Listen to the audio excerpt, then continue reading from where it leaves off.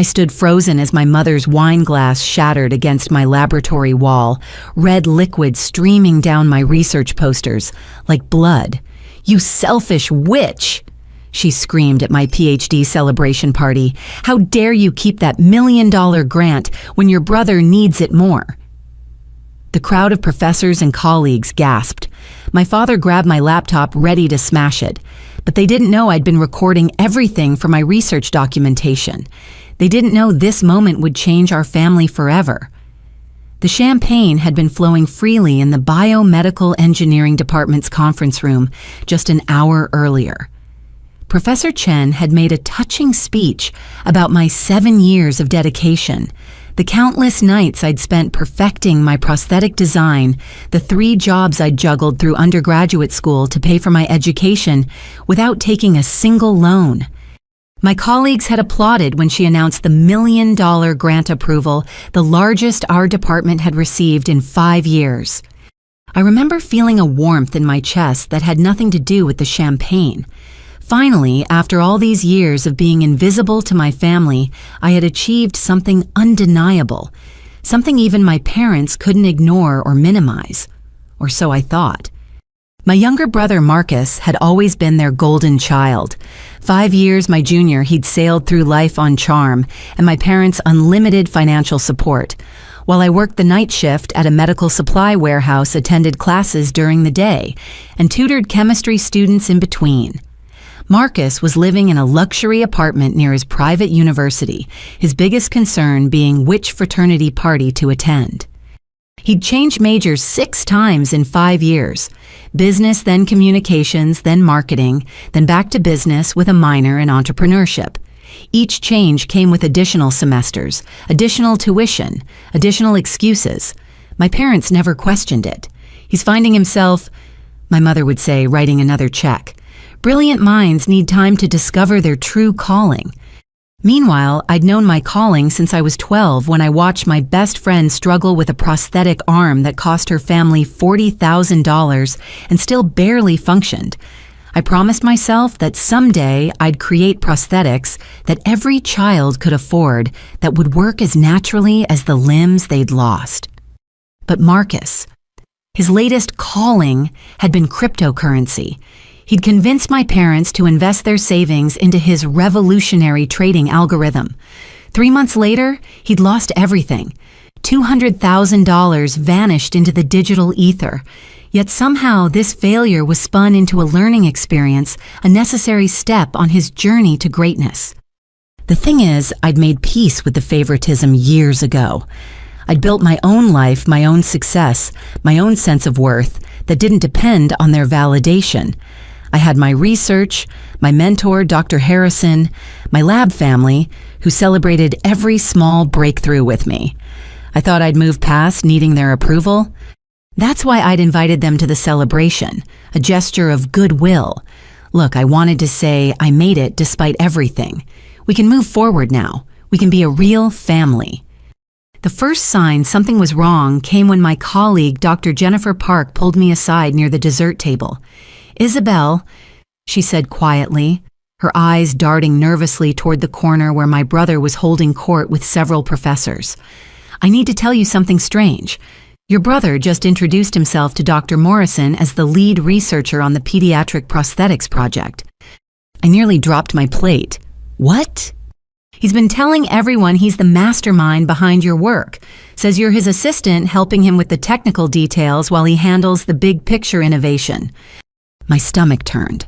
I looked across the room where Marcus stood in his tailored suit, gesturing animatedly as he explained his revolutionary approach to neural interface technology. Technical terms rolled off his tongue, words he must have memorized from my published papers. The professors looked impressed, nodding along.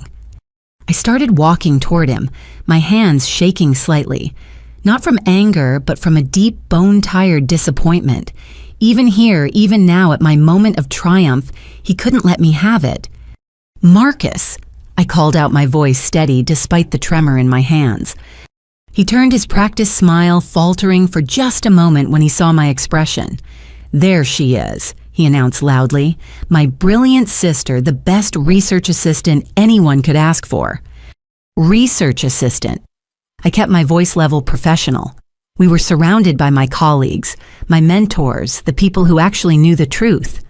Marcus, I think there's been a misunderstanding. This is my research, my grant, my PhD celebration. The room grew quiet. Marcus's smile hardened, becoming something sharp and dangerous. Of course, sis. I just meant you've been assisting me in understanding the practical applications. You know how it is, the visionary and the technician working together. I'm the principal investigator, I said clearly. The patents are in my name. The 7 years of research are mine. You've never set foot in this lab before today. His face flushed red. The mask was slipping. Around us, my colleagues shifted uncomfortably, beginning to understand they were witnessing something far more personal than a professional misunderstanding. That's when my parents materialized at his side, my mother's face already set in familiar lines of disapproval. Isabel, she said, her voice carrying that particular tone of disappointment she'd perfected over the years. Must you always make everything about you? Your brother is trying to celebrate with you and you're causing a scene. He's lying about my work, I said simply. Sharing credit isn't lying. My father interjected his hand on Marcus's shoulder in a show of support that felt like a knife between my ribs. Family helps family. You wouldn't have gotten this far without us. Without them, I wanted to laugh or cry. Maybe both. They hadn't contributed a penny to my education, hadn't attended a single presentation, hadn't even asked what my research was about until they heard the words, $1 million grant. Dr. Harrison stepped forward, then his presence commanding immediate respect. I think there's been a misunderstanding, he said diplomatically. Isabel has been the sole researcher on this project since its inception. I've personally overseen her work for 7 years. There's no collaboration with any external parties. My mother's expression turned icy. Are you calling my son a liar? I'm stating facts, ma'am.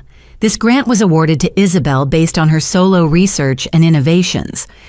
The tension in the room was suffocating. My celebration had turned into a battlefield, and I was standing in the center, watching my family prepare for war. Marcus's phone buzzed. He glanced at it, and something shifted in his expression. A little smirk played at the corners of his mouth. Well, he said, putting his phone away, I suppose we'll see how this all plays out. Congratulations, sister. Enjoy your moment. The way he said it sent chills down my spine. This wasn't over. This was just beginning. As my family left my mother pausing only to whisper, shameful, in my ear, I was left standing among my colleagues trying to salvage what remained of my celebration. People offered awkward congratulations, made excuses to leave early, disappeared into the night. Dr. Harrison stayed helping me clean up. Isabel, he said, carefully stacking plastic cups, I need to tell you something. This morning before the party, I received an unusual email. Someone claiming to be your business partner sent formal documentation trying to redirect the grant funds to a different account. My blood ran cold. What? I dismissed it as an obvious scam, but now... He looked troubled. The signature on the documents looked remarkably like yours. And the technical knowledge in the proposal, the language used, it was sophisticated. Whoever wrote it understood your research intimately. I sank into a chair, the weight of realization crushing me. This wasn't a spur-of-the-moment attempt by Marcus. This was planned, calculated, and I had a terrible feeling it was just the opening move in a game I didn't even know I was playing. What did you do with the documents? I asked. I forwarded them to University Legal and the Grant Committee. I also kept copies. He placed a hand on my shoulder. Isabel, I think you need to be very careful. This feels like more than simple family drama. As I sat in that empty conference room surrounded by the debris of what should have been one of the happiest nights of my life, I understood that my brother's transformation from failed crypto trader to sophisticated con artist hadn't been as sudden as it seemed. The question was, how long had he been planning this? And more importantly, how far was he willing to go? The cleanup was almost finished when my phone rang. Security was calling from the main entrance. Dr. Martinez, your parents are here with your brother. They say they forgot something in the conference room. Every instinct screamed at me to refuse them entry, but Dr. Harrison nodded thoughtfully. Let them come, he said quietly, but keep your phone recording. Something tells me we'll want documentation of whatever happens next. I slipped my phone into my lab coat pocket camera, facing outward as my family re-entered the conference room. My mother had changed her entire demeanor. Where earlier she'd been cold and dismissive, now she practically glowed with warmth. "Sweetheart," she gushed, pulling me into an unexpected hug. Her perfume was overwhelming, the same lavender scent she'd worn to every important event where she'd pretended to support me. "I wanted to apologize for earlier. We were just so surprised. Of course we're proud of you." My father nodded along, though his eyes kept darting to Marcus, who was surveying the room with an calculating expression. "Your mother's right," Dad said. "Families should stick together, support each other." The words sounded rehearsed. I pulled back from my mother's embrace, studying their faces. "Thank you," I said carefully. "That means a lot." Marcus stepped forward, extending his hand.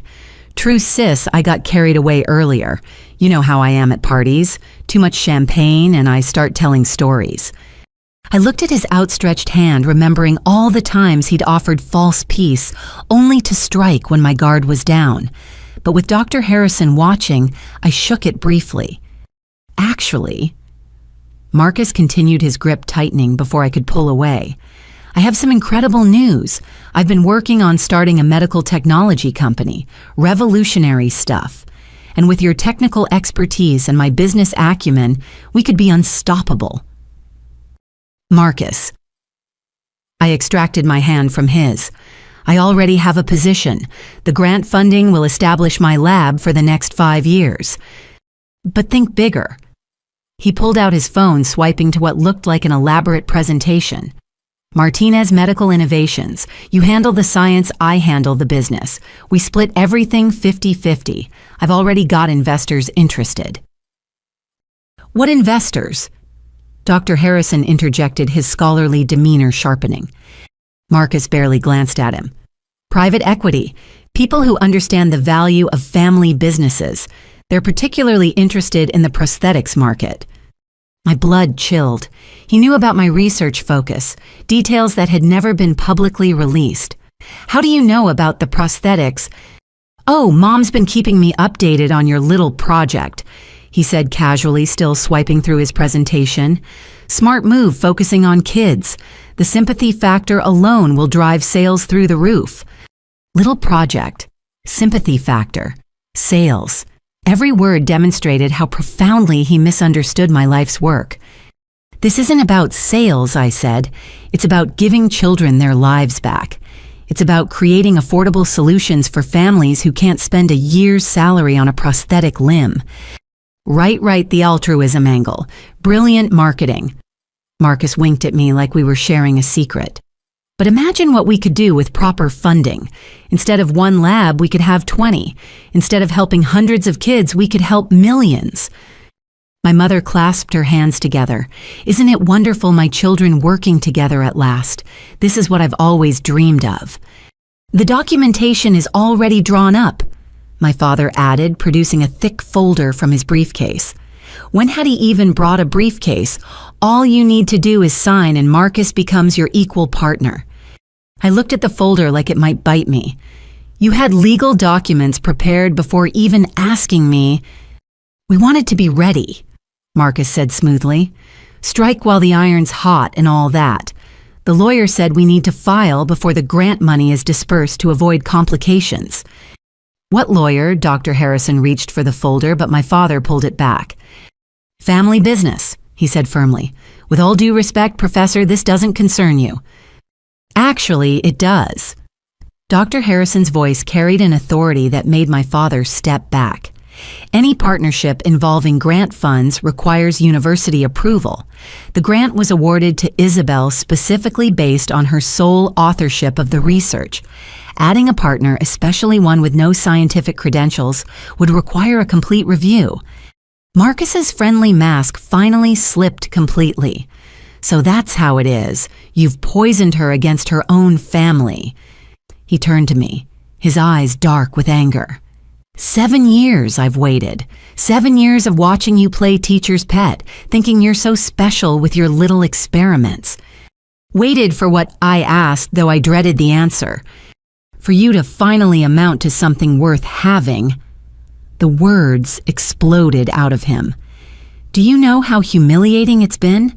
Having a sister who thinks she's better than everyone who lords her intelligence over the family. I've never lorded anything over anyone, I protested. I've barely seen you in years. Exactly. My mother's warm facade cracked.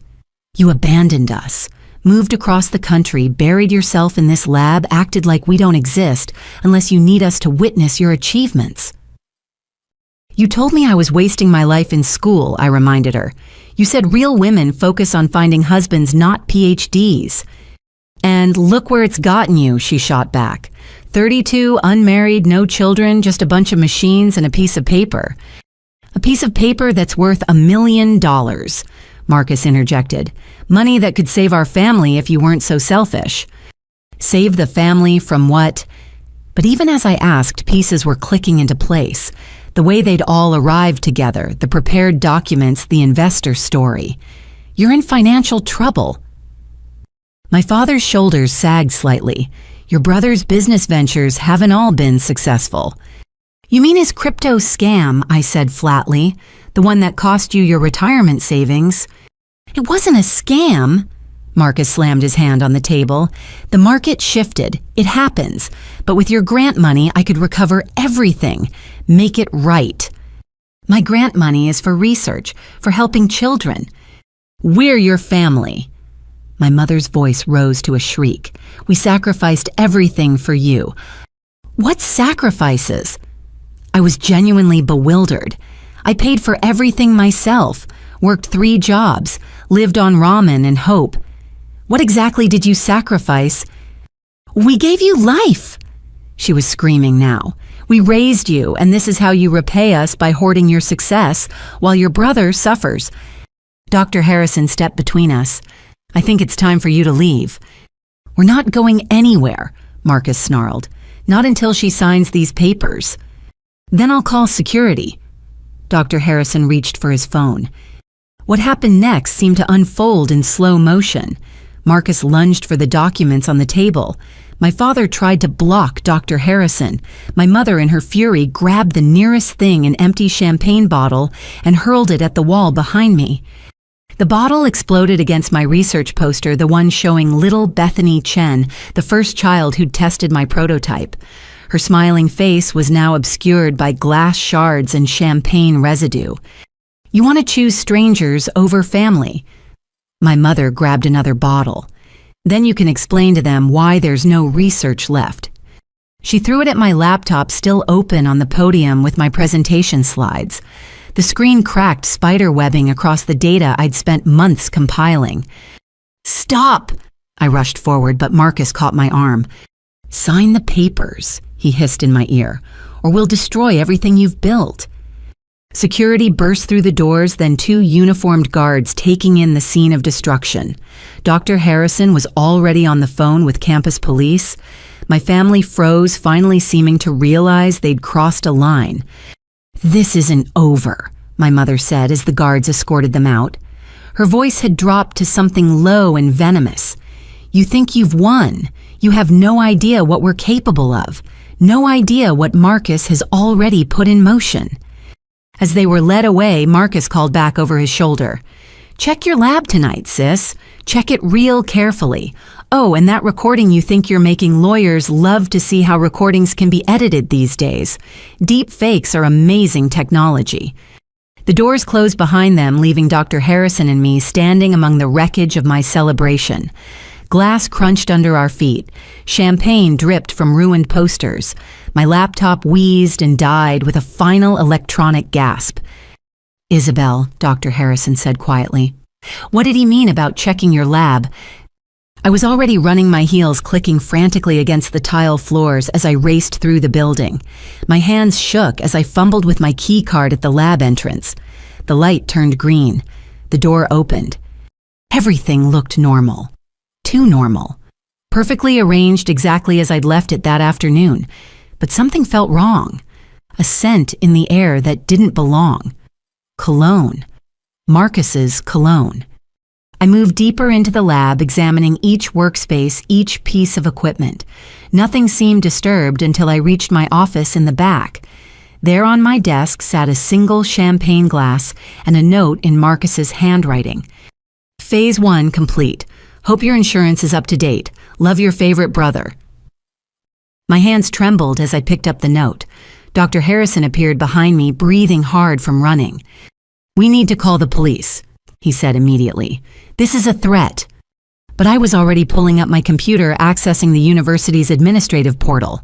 A sick feeling grew in my stomach as I navigated to the insurance section. No, I whispered. There it was, a cancellation notice dated 2 days ago. My lab's comprehensive equipment insurance terminated. The signature on the form was mine, except I'd never signed it. He forged it, Dr. Harrison said, reading over my shoulder. This is fraud. We can prove... A sound from the main lab cut him off, breaking glass, then another crash, and another. We rushed out to find chaos. Someone had rigged delayed release mechanisms throughout the lab.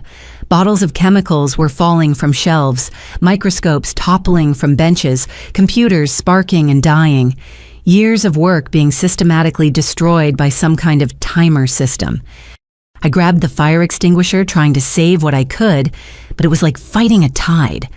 Every piece of equipment I'd carefully acquired, every tool I'd saved for, was being methodically demolished. The research data, I screamed, remembering the backup drives in the refrigerated storage unit. Dr. Harrison was already there, yanking open the door. The drives were gone. In their place was another note.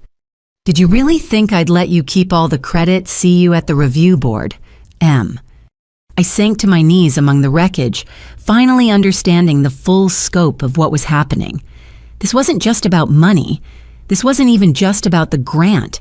This was about destroying me completely, systematically, with a cruelty I hadn't imagined even Marcus capable of. The sirens were getting closer. Campus police would be here soon.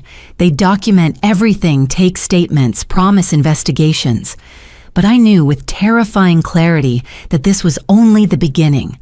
Whatever Marcus had planned, whatever game he was playing, he'd been preparing for much longer than I'd realized.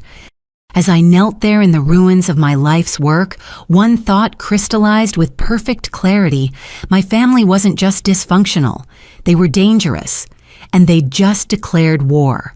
The police had left hours ago their evidence bags filled with pieces of my destroyed dreams. Dr. Harrison had insisted on staying with me while I tried to salvage what I could from the wreckage. By 11:30, he'd finally gone home at my insistence, but not before making me promise to leave soon myself. I couldn't leave. Not yet.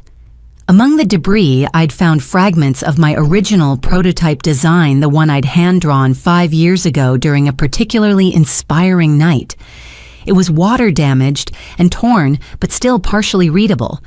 I sat at the one intact bench, carefully trying to piece it together like the world's saddest jigsaw puzzle. The building was eerily quiet. The emergency lights cast long shadows across the broken glass and spilled chemicals. Every small sound made me jump, but I attributed it to nerves and exhaustion. I should have trusted my instincts. At exactly midnight, I heard it. The soft beep of the security door, the electronic lock disengaging. My blood froze. Only a handful of people had the access code to enter after hours. I'd given it to my parents years ago, back when I still harbored hope they might take an interest in my work. Footsteps echoed in the hallway. Multiple sets, heavy and deliberate. I quickly slipped behind an overturned equipment shelf, pulling out my phone. My fingers shook as I activated the recording function and dialed 911, keeping my finger hovering over the call button. The door to my lab opened. My mother entered first, dressed in black like some kind of burglar from a bad movie. Behind her came my father Marcus and 2 men I'd never seen before. Large men with cold eyes and work gloves.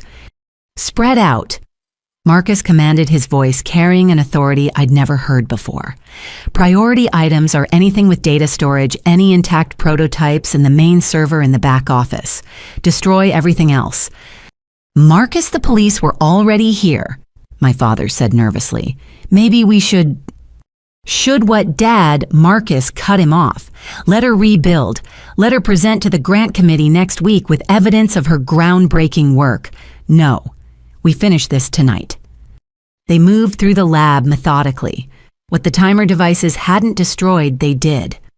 My mother seemed to take particular pleasure in smashing the few remaining photographs on my desk, images of me with child test subjects who'd tried early prototypes.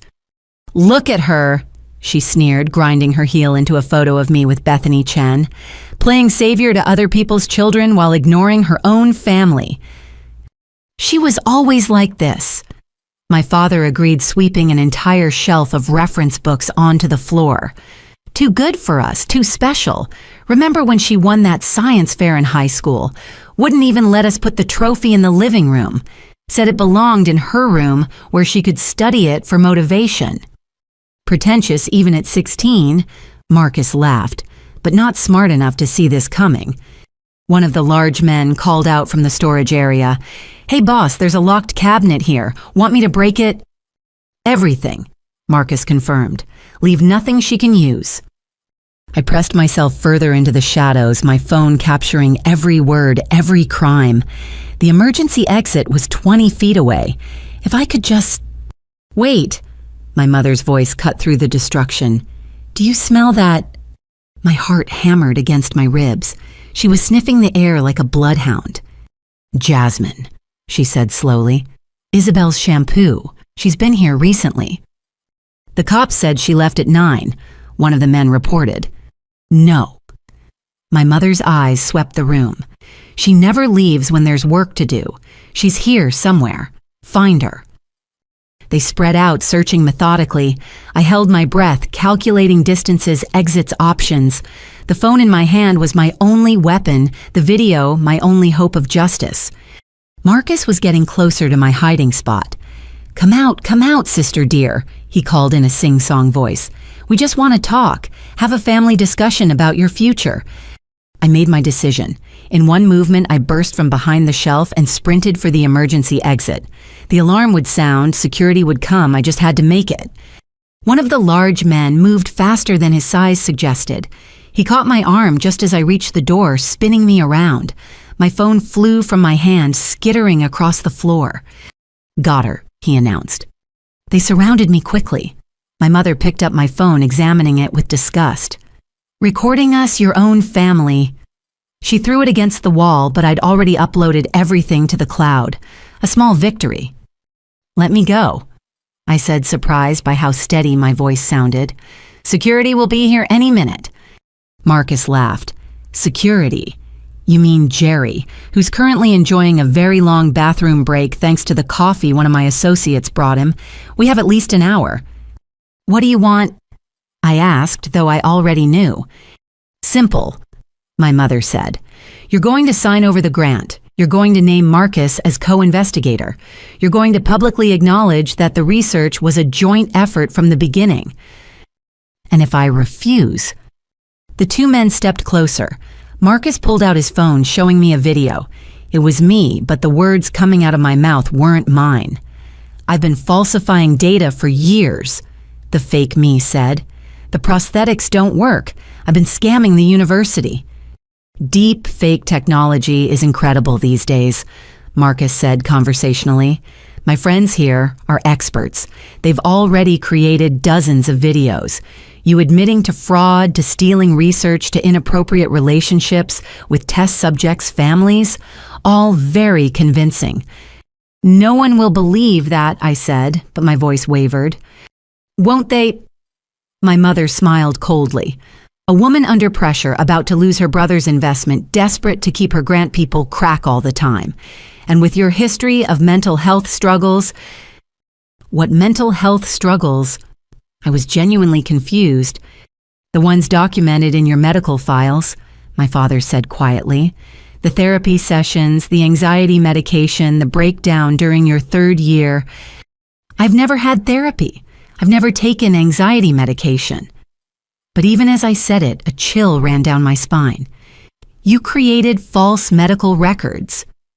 Created is such a harsh word, Marcus said.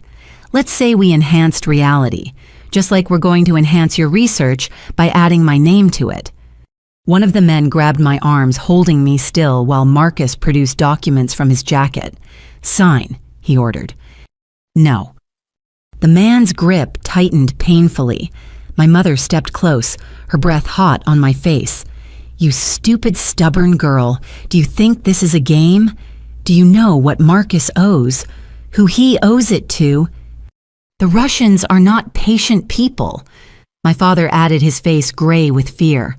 If Marcus doesn't pay them back, so you're destroying my life to save his... I struggled against the grip. He created this mess.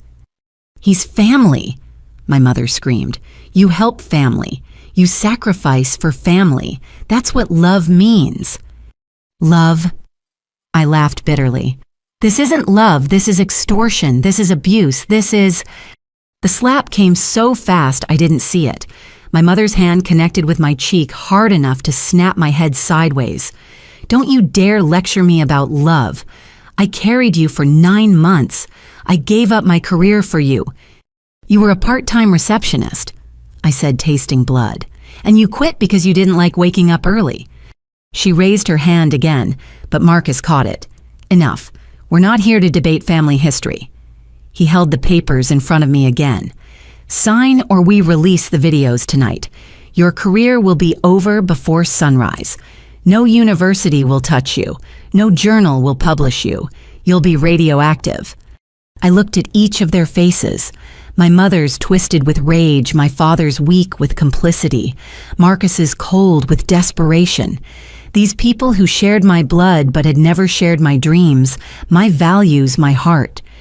I need my hands free to sign, I said quietly. Marcus nodded to the man holding me. As soon as my arms were released, I grabbed the nearest thing, a shard of broken glass from a destroyed monitor. Stay back. I held it in front of me, backing toward the storage closet. Don't be dramatic, Marcus sighed. You're not going to hurt anyone. He was right. I wasn't. But I could buy time. I slashed at the papers in his hand, shredding them. You'll have to forge my signature like you did with the insurance. Grab her, Marcus shouted. I ducked into the storage closet, slamming the door and engaging the lock. It was reinforced steel designed to protect sensitive materials. It would hold for a while. Isabel. My mother pounded on the door. Open this door right now. I pulled out the emergency phone mounted on the wall, dialing campus security. This is Dr. Isabel Martinez in the biomedical engineering building. There are intruders in my lab. Send help immediately. Silence fell outside the door. Then I heard Marcus's voice, calm and measured. Change of plans. Torch it all. Make it look like an electrical fire. She can't prove anything if there's nothing left. What about her? One of the men asked. Tragic accident, Marcus replied. Brilliant scientist dies trying to save her research. Very sad. Very convenient. The smell hit me moments later. Smoke. They were actually going to burn the building down with me inside. I looked around the closet frantically. There was a ventilation grate near the ceiling. Small, but maybe. As I climbed the shelving unit, I heard sirens in the distance. Campus security was coming, but would they be fast enough? The smoke was getting thicker. I could hear flames crackling outside the door. My fingers worked at the grate screws, made difficult by the blood from where I'd cut myself on the glass. We need to go. My father's voice was panicked. Now. Not without confirmation, Marcus insisted. Check the other exits. Make sure she can't. The door burst open. Not the closet door, the main lab entrance. Campus security, everyone freeze. Chaos erupted. Shouts, running, feet crashing equipment. I kept working on the grate, coughing as smoke filled the closet. The last screw came free just as the closet door began to buckle from the heat. I pulled myself up into the ventilation shaft just as the door collapsed. Flames licked at my feet as I crawled forward, following the air current toward what I hoped was safety. Behind me, I could hear more sirens, more shouts. The fire alarm was screaming. The sprinkler system finally activated, dousing everything in water. I tumbled out of a vent into a hallway 2 doors down from my lab, gasping and coughing. Security officers were everywhere. I saw my parents being handcuffed, my mother still screaming about ungrateful daughters. The 2 large men were face down on the floor. But Marcus wasn't there. Where is he? I grabbed the nearest officer. My brother, where is he? Ma'am, you need medical attention. He's behind all this. I broke into a coughing fit. A paramedic appeared guiding me outside. As I was loaded into an ambulance, I saw him, Marcus standing in the crowd of onlookers that had gathered, just another concerned citizen watching the drama unfold. Our eyes met. He smiled and mouthed a single word, tomorrow. Then he melted back into the crowd and disappeared. As the ambulance doors closed, I realized this night of horror had only been the opening salvo. Marcus was still free, still plotting, and now he was desperate. Whatever came tomorrow would be worse. But he'd made one crucial mistake. He'd let me live. And I was done being the victim in this family tragedy. It was time to fight back. The hospital released me at dawn with bruised ribs, minor burns, and lungs that felt like I'd swallowed sandpaper. Dr. Harrison was waiting in the lobby looking like he'd aged 10 years overnight. They arrested your parents, he said quietly as he helped me to his car, but Marcus vanished. I finished my voice still raspy. I know, I saw him in the crowd. Isabel, there's more. The fire destroyed everything. The entire lab, all the equipment, even the backup servers in the basement. The fire chief says it's one of the worst cases of arson he's seen. I nodded numbly. 7 years of work gone. But worse than the physical destruction was knowing my own family had tried to kill me. The word felt foreign in my mind. Murder. They'd actually attempted murder. Dr. Harrison drove me to his house, insisting I couldn't go back to my apartment.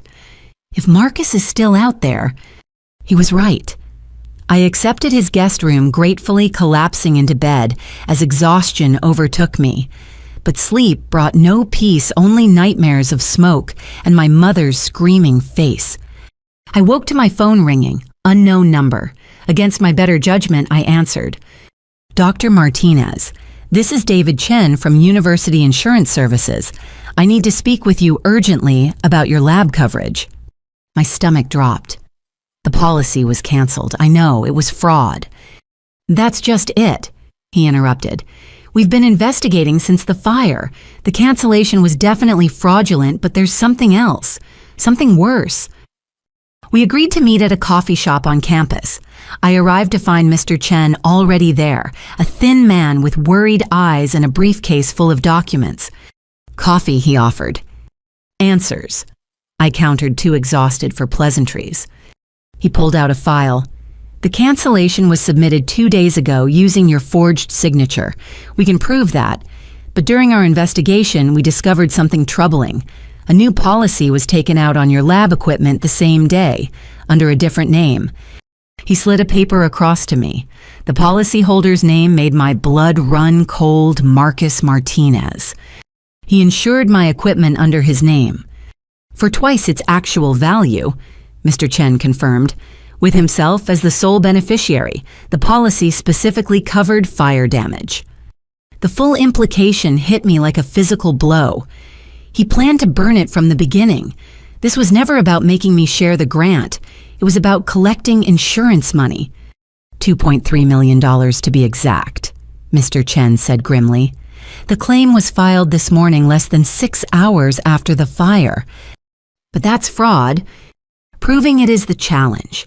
The policy appears legitimate. He provided documentation showing he was an investor in your research receipts for equipment purchases, all forged, we assume, but sophisticated forgeries. I thought I'd reached the bottom of Marcus's depravity, but he kept finding new depths. What about the criminal investigation my parents confessed to being there? Mr. Chen shifted uncomfortably. Your parents' lawyer is claiming they went to the lab to stage an intervention for your mental health issues. They say the fire was accidental, started by your unstable behavior. What? He pulled out another document. Medical records were submitted to the police this morning. Psychological evaluations, prescriptions, even commitment papers from 3 years ago. I scanned the papers with growing horror. They were incredibly detailed. Therapy session notes describing my delusions of grandeur and pathological need for attention. Prescriptions for antipsychotics I'd never taken. An involuntary commitment order I'd never seen. These are all fake, I said weakly. The problem is they're in the system, official databases. Either someone hacked multiple medical institutions or Marcus has been planning this for years, I finished, creating a false trail to discredit me if needed. Mr. Chen leaned forward. Dr. Martinez, I believe you. The university believes you. But in court with these documents, with your parents' testimony, with the video evidence that's sure to surface. What video evidence? He looked pained. Security footage from last night is missing, but there's new footage from a different angle showing you acting erratically in the lab, apparently starting the fire yourself. Deep fakes, I said immediately. Marcus bragged about having experts who could create them. Proving that will be difficult and expensive. In the meantime, he'll be collecting the insurance payout and disappearing. I buried my face in my hands. Every move I made, Marcus was 3 steps ahead. But then something occurred to me. Wait, you said the policy covered fire damage specifically. Yes, why? What about the timer devices? The ones that destroyed equipment before the fire? Is there evidence of those? Mr. Chen's eyes lit up. The fire chief mentioned finding unusual debris, mechanisms that didn't match any standard lab equipment, because they were rigged to destroy everything in sequence. If we can prove the damage started before the fire, prove it was systematic, the policy wouldn't cover pre-fire damage, Mr. Chen finished. And filing a claim for damage he knew was pre-existing would be fraud, we said together. It wasn't much, but it was something. A thread to pull that might unravel Marcus's scheme. Mr. Chen promised to coordinate with the fire investigators immediately. As I left the coffee shop, my phone buzzed. A text from an unknown number. Nice try, sis, but I've been playing this game longer than you think. Check your email. With trembling fingers, I opened my email. The subject line made my heart stop. Confidential patient records. Isabel Martinez. The attachments were dozens of documents, not just the fake medical records, but photos. Pictures of me supposedly in psychiatric facilities with other patients looking disheveled and unstable. Photos dated years ago at times when I knew I'd been in my lab. But the worst was the video file. It showed me, or someone who looked exactly like me, in what appeared to be a therapy session, talking about my resentment toward my family, my violent fantasies about Marcus, my plans to frame them for trying to steal my work. I know they don't appreciate me, the fake me said on screen, but I'll make them pay. I'll destroy myself if I have to just to see them suffer. I sank onto a nearby bench, the phone shaking in my hands. This wasn't just about money anymore. Marcus was systematically destroying my credibility, my reputation, my entire identity.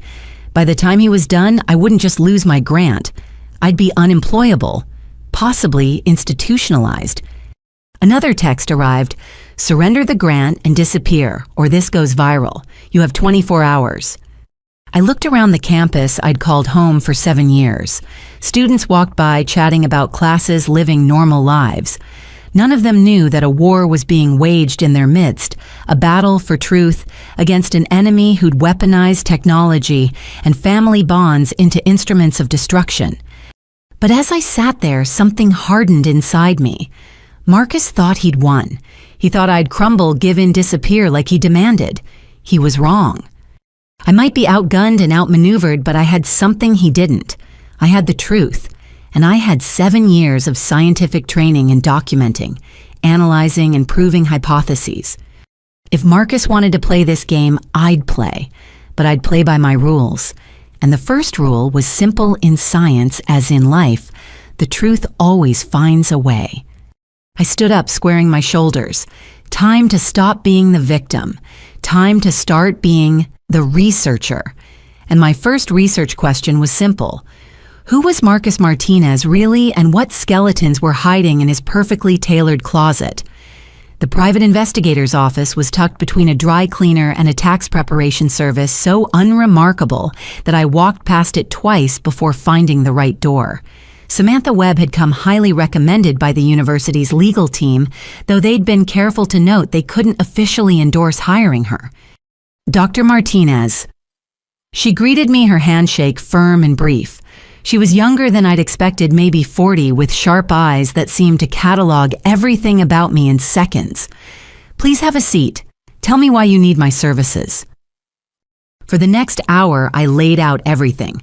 The party, the lab destruction, the insurance fraud, the deep fakes. She took notes without interrupting, occasionally asking for clarification on dates or names. When I finished, she leaned back in her chair, tapping her pen against her notepad. Your brother's operation is sophisticated, she said finally.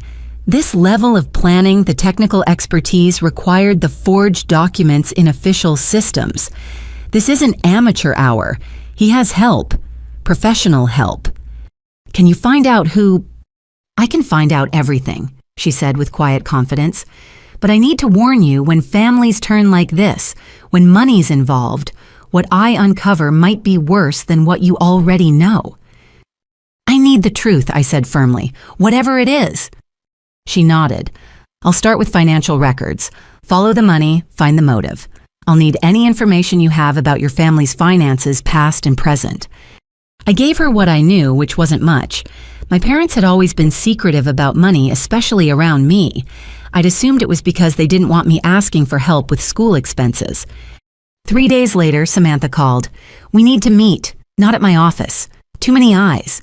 There's a park on Riverside Drive, the bench near the children's playground. 1 hour.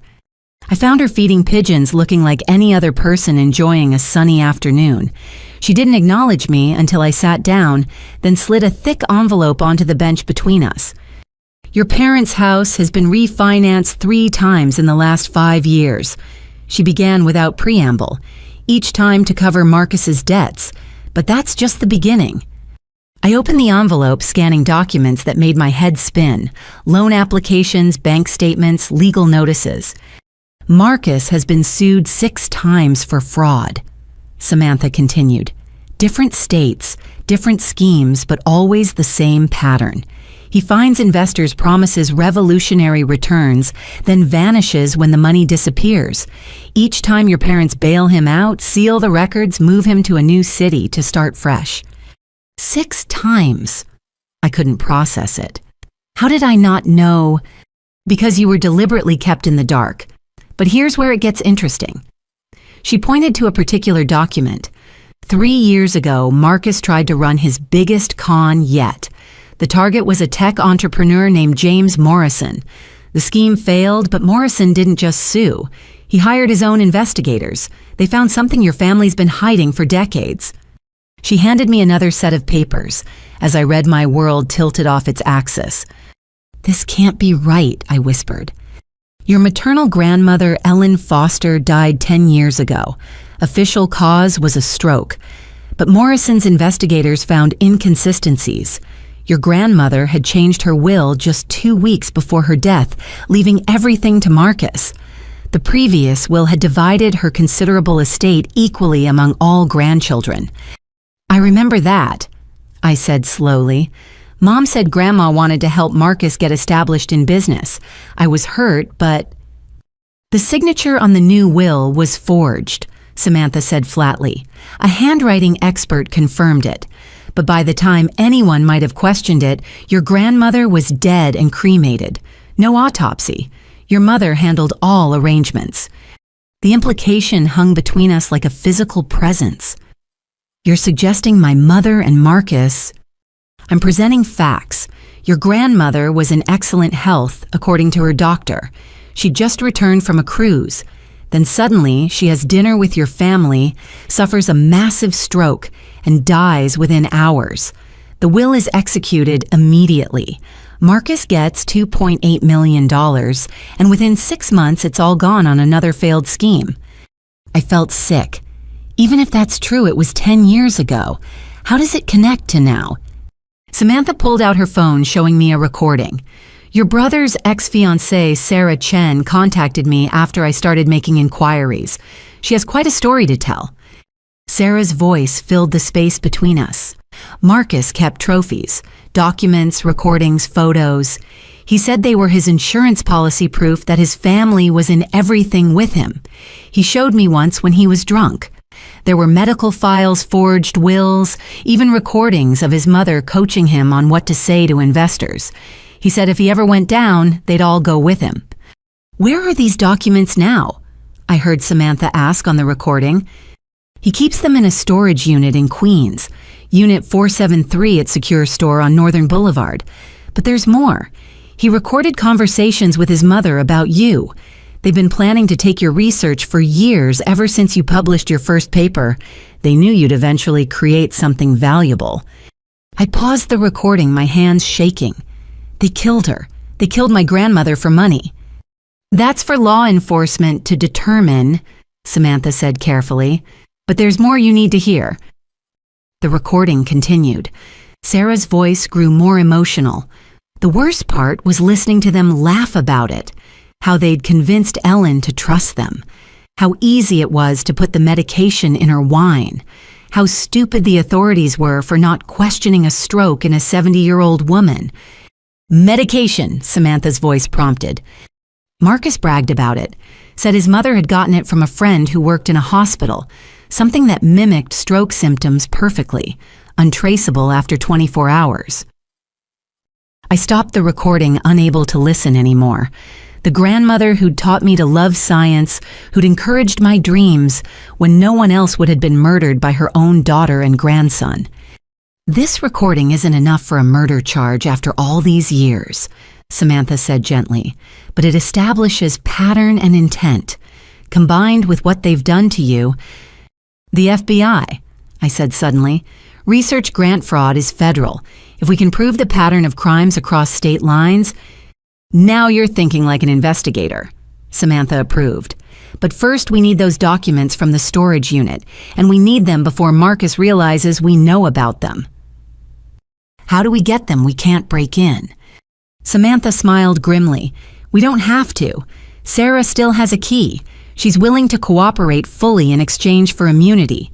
Apparently, your brother involved her in some of his schemes, and she's been living in fear of prosecution ever since they broke up. When I asked, tonight, Sarah's flying in from Chicago. We meet her at the storage facility at midnight. But Dr. Martinez, I need you to understand something. Once we have those documents, once this becomes official, there's no going back. Your entire family will likely face charges. The media will be brutal. Your private life will become public fodder. I thought about my grandmother, about the trust in her eyes when she'd helped me buy my first microscope, about how my mother had cried at her funeral playing the grieving daughter while counting her son's inheritance. I understand, I said.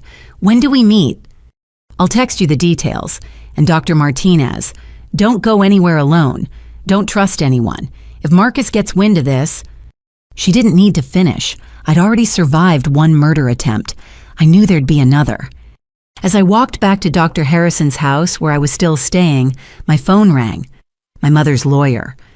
Dr. Martinez, I'm calling to inform you that your mother is willing to make a deal. She'll admit the lab incident was all Marcus's idea, testify against him in exchange for certain considerations. What considerations? Drop all civil charges against her, don't contest her version of events regarding your mental health, and sign over half the grant money to cover what she calls family obligations. I almost laughed. Even facing federal charges, even caught red-handed trying to kill me, she was still scheming for money. Tell my mother, I said slowly, that I'll see her in court, and if she's smart, she'll start telling the truth about Grandma Ellen. It might be the only thing that saves her from spending the rest of her life in prison. I hung up before he could respond. Tonight, I'd have the evidence to destroy them all. The question was, would I survive long enough to use it? My phone buzzed with a text from Marcus. Heard you hired a PI, cute, but you should ask Samantha Webb about her husband's accident. Amazing how motivated people become when their children's safety is at stake. I stopped walking, ice in my veins. Was he threatening Samantha's family? Had he gotten to her? Was I walking into another trap? But then another text arrived, this time from Samantha. Got his message too. Nice try, but my ex-husband's motorcycle accident was his own drunk fault, and I don't have kids. He's fishing, getting desperate. Stay the course. I smiled grimly. Marcus had finally made a mistake. He'd revealed that he was monitoring my moves, that he knew about Samantha, which meant he was scared. And scared people make mistakes. Tonight at the storage unit, I'd find out just how many mistakes my brother had really made, and then I'd use every single one to bury him. The storage unit in Queens smelled like dust and secrets. Sarah Chen was already there when Samantha and I arrived, a small woman who seemed to shrink even further when she saw me. "I'm sorry," were her first words. I should have come forward sooner. But Marcus, he knows things about me. Things that could destroy my life. "We're not here to judge," Samantha said briskly, though her hand remained near the concealed weapon I now knew she carried. "Just show us the unit." Sarah led us through rows of identical metal doors until we reached Unit 473. Her hands trembled as she worked the lock. "He doesn't know I kept a key. We were supposed to destroy everything after we broke up, but I thought... insurance, you know." The door rolled up to reveal a space packed with boxes, filing cabinets, and plastic containers. It looked like an archive of crimes meticulously organized. "Where do we start?" I asked. Sarah went straight to a filing cabinet in the back. "The family stuff is here." He called it his leverage files. She pulled out a drawer packed with folders. "This one is about your grandmother. This one is about you." My folder was disturbingly thick. I opened it to find years of surveillance. Photos of me at conferences, copies of my research papers, annotated in Marcus's handwriting, even my undergraduate transcripts. "He's been planning this since you started grad school," Sarah explained. "When you chose biomedical engineering, he researched which fields get the biggest grants. When you focused on prosthetics, he started making contacts in medical device companies. The long game," Samantha murmured, photographing everything. "This level of premeditation will be devastating in court." I reached for my grandmother's folder, then stopped. "I can't. You look." Samantha opened it, her expression darkening as she read. Medical records original and forged versions side by side. A receipt for potassium chloride. Dear God, there's a practice version of the forged will with notes on improving the signature. "The recording equipment is over here," Sarah called from another corner. "He recorded everything, every meeting, every phone call." We found hundreds of hours of audio. Samantha spot-checked several files, her face growing grimmer with each one. My mother's voice filled the storage unit, discussing ways to discredit me, to steal my work, to ensure I'd never be believed if I fought back. "There's one from last month you need to hear," Sarah said quietly. She played a file dated 3 weeks before my grant announcement. Marcus's voice. "The timing has to be perfect. She wins the grant, we let her have her moment of glory, then we strike. First the lab, then her reputation, then her sanity. By the time we're done, she'll be begging us to take the money just to make it stop." My mother's response chilled me. "And if she doesn't break, then we break her permanently, like we did with Mother." Isabel's always been too much like her, too independent. Sometimes you have to put family members out of their misery. I had to sit down on a box, the weight of their casual discussion of murder crushing my chest. This wasn't heat of the moment violence. This was calculated, cold-planned assassination of character and possibly body. "We need to call the FBI now," Samantha said. "This is beyond local law enforcement." But before she could dial, we heard footsteps outside, multiple sets moving fast. "He knows we're here," Sarah whispered, terrified. "He must have tracked my phone or—" "Back exit," Samantha commanded, drawing her weapon. "Move." We grabbed what evidence we could carry and ran. Behind us, I heard Marcus's voice. Sister dear just wanted to collect some memories, family photos and such. The back exit was blocked. 2 large men stood there, the same ones from the lab attack. Other way, Samantha hissed, pulling us down another row. We zigzagged through the facility, the sound of pursuit growing closer. My arms ached from carrying boxes of evidence, but I couldn't let go. This was proof of years of crimes, the key to justice for my grandmother. There, I spotted an emergency exit. We burst through alarms blaring. Samantha's car was parked strategically near the exit. We threw ourselves and the evidence inside just as Marcus emerged from the facility. "Drive!" Sarah screamed. Samantha peeled out tires, squealing. In the rearview mirror, I saw Marcus standing in the parking lot, phone to his ear. He wasn't chasing us. That worried me more than if he had. "Safe house," Samantha said tersely. "I've got a secure location. We'll contact the FBI from there." 20 minutes later, we were in a nondescript apartment in Astoria. Samantha immediately began uploading the evidence to multiple secure servers while simultaneously contacting her FBI liaison. "Agent Rivera will meet us in an hour," she reported. "He's bringing a full team. This is now officially a federal investigation into interstate fraud conspiracy and potential murder." My phone had been buzzing nonstop. Dr. Harrison concerned. The university asking about my well-being, and dozens of unknown numbers I didn't dare answer. Then a text from my father. "Your mother's been released on bail. She's very upset. Please come home so we can sort this out as a family." I showed it to Samantha. "Trap." "Definitely, but interesting that she's out. Someone posted significant bail." Sarah, who'd been quiet since our escape, suddenly spoke up. "There's something else you need to know. Marcus has a partner, someone with real money and connections. I never met them, but Marcus called them the banker. They funded his bigger schemes." "Any details?" Samantha pressed. "Just that they had a special interest in medical technology. Marcus promised them access to cutting-edge research in exchange for funding." The pieces clicked into place. My research. He promised them my research. "Which means," Samantha said slowly, "this is bigger than family drama. Someone with deep pockets wants your prosthetics technology. Marcus was just the means to get it." Agent Rivera arrived exactly on time, a tall man with kind eyes that missed nothing. He reviewed our evidence with increasing excitement. "This is substantial," he said finally. "With Sarah's cooperation and these documents, we can build a RICO case, racketeering conspiracy fraud spanning years. But Dr. Martinez, I need to be clear. Your brother is now cornered and desperate. Our behavioral analysis unit suggests he'll escalate. You need protective custody." "I can't hide forever," I protested.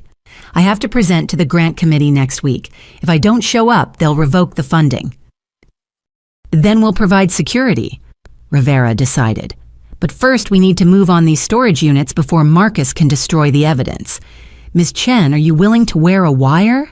If we can get Marcus talking about the banker..." Sarah nodded bravely.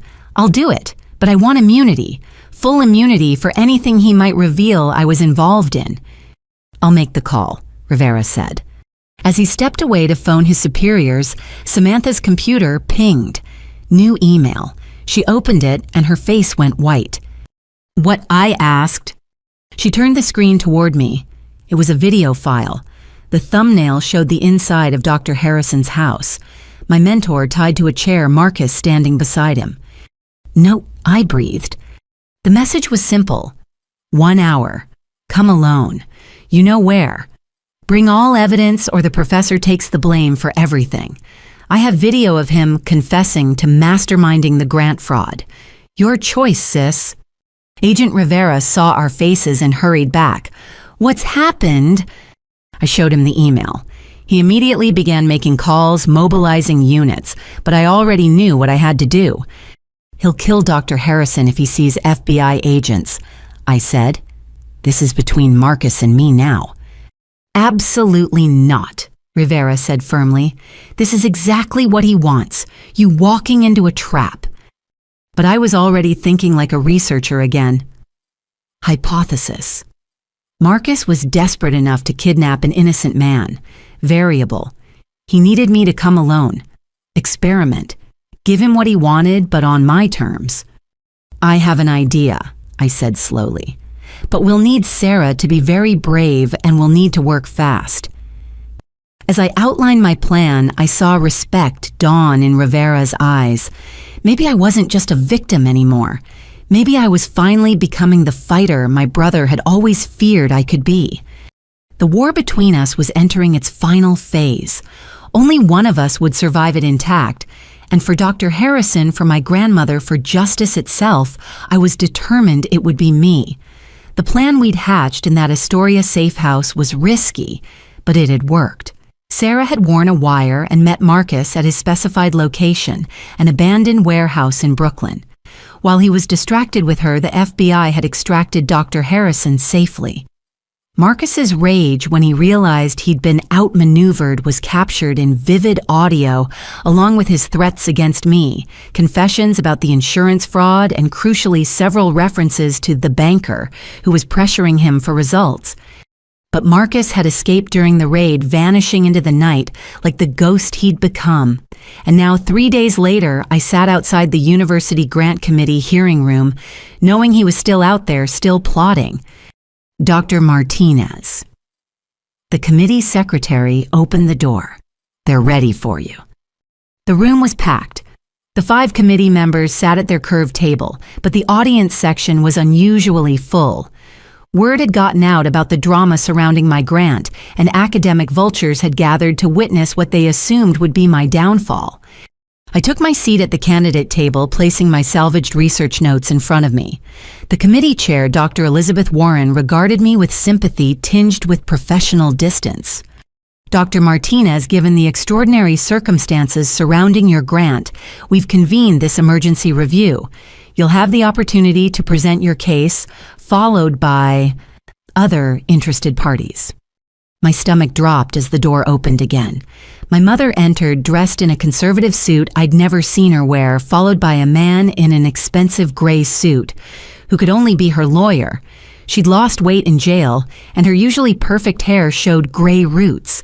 For a moment, she looked vulnerable, almost fragile. Then our eyes met, and the hatred there was pure and undiluted. Patricia Martinez and counsel may be seated, Dr. Warren said formally. Mrs. Martinez has filed a formal complaint alleging that the grant was obtained through fraudulent means and that she, as Dr. Martinez's legal guardian, should have control over the funds. Legal guardian. I stood so quickly my chair scraped against the floor. I'm 32 years old. Due to your documented mental health issues, my mother's lawyer said smoothly, we have extensive medical documentation showing Dr. Martinez has suffered from severe psychological problems requiring intervention. Those documents are forgeries, I said, fighting to keep my voice steady. The FBI is already investigating. The FBI investigation is into your brother, not your mental state, the lawyer interrupted. These medical records predate any alleged criminal activity. Dr. Warren held up a hand for silence. We'll proceed in an orderly fashion. Dr. Martinez, please present your research and address the committee's concerns. I stood calling on every ounce of professionalism I'd developed over 7 years. Distinguished committee members, my research into affordable pediatric prosthetics represents a breakthrough in biomedical engineering. Despite the recent destruction of my physical lab, the theoretical work remains sound and reproducible. I walked them through my innovations, the successful early trials with young patients, the potential for mass production at a fraction of current costs. Several committee members nodded along, familiar with my work from previous presentations. The technology is revolutionary, Dr. Warren acknowledged, but we must address the elephant in the room. Can you continue this work given your current situation? Before I could answer, Dr. Harrison entered the room. My heart leaped seeing him safe, though he moved stiffly from his ordeal. May I address the committee? He asked. As Dr. Martinez's advisor and direct supervisor for 7 years. Proceed, Dr. Warren said. Dr. Harrison took a position where he could see both the committee and my mother. In my 40-year career, I have never encountered a more dedicated, stable, or brilliant researcher than Isabel Martinez. I've watched her work 18-hour days mentor struggling students and persist through setbacks that would break lesser scientists. The suggestion that she suffers from mental illness is not just false, it's obscene. "You're not a medical professional," my mother's lawyer countered. "We have reports from licensed psychiatrists." Psychiatrists who have never met my client. A new voice interrupted. Everyone turned as Samantha Webb entered, followed by Agent Rivera and another woman in FBI credentials. "Agent Rivera, FBI," he announced. "This hearing is now part of an active federal investigation. The medical documents in question have been confirmed as forgeries created as part of an extensive fraud scheme." He handed Dr. Warren a folder. "Preliminary findings show that Marcus Martinez, in conspiracy with Patricia Martinez and others, has been systematically creating false documentation for years, intending to discredit Dr. Isabel Martinez and steal her intellectual property." My mother stood up, her composure cracking. "This is ridiculous. I'm her mother. I only want what's best for her." "Is that why you tried to burn down her lab with her inside?" Agent Rivera asked mildly. "We have video evidence, Mrs. Martinez. Real video, not the deep fakes your son specializes in." "I want to make a deal," my mother suddenly shouted. "I'll tell you everything. It was all Marcus. He manipulated me. He said we'd just scare her a little, make her share. I never meant for anyone to get hurt. Her lawyer tried to quiet her, but she shoved him away. The facade was crumbling, revealing the desperate woman beneath. He killed Mother," she screamed, pointing at empty air as if Marcus were there. "I knew it, but I couldn't stop him. He said he'd frame me if I didn't help. He has recordings, documents. He's been planning this since Isabel started showing promise. He couldn't stand that she was smarter, more successful. He said we deserved her success because we're family." The hearing room erupted in chaos. Dr. Warren banged her gavel repeatedly. "Order Agent Rivera, is this woman in custody?" "She's out on bail with conditions," Rivera replied, "though this outburst may change that." My mother turned to me, then mascara streaming down her face. "I'm sorry," she whispered. "I'm so sorry, Isabel. I chose him over you every time, and now I've lost everything. My mother, my daughter, my soul. I'm sorry." For the first time in years, I believed her, but it was far too late for apologies. Dr. Warren restored order with visible effort. Given these extraordinary revelations, I moved to table the review pending the outcome of the federal investigation. However, I also moved to release emergency funding to Dr. Martinez to rebuild her lab and continue her work, all in favor. 4 hands raised immediately. The 5th Dr. Morrison hesitated. "While I sympathize with Dr. Martinez's plight, we must consider the reputation of the university. This scandal, Dr. Harrison interrupted, his normally mild voice sharp with anger, "is about criminals trying to destroy a brilliant scientist. If we punish the victim, we become complicit in the crime." Dr. Morrison's hand slowly rose, unanimous. "Emergency funding approved," Dr. Warren announced. "Dr. Martinez, the committee expresses its full confidence in your work and its deepest regrets for your ordeal. Please let us know what support you need." I stood on shaking legs. "Thank you. I won't let you down."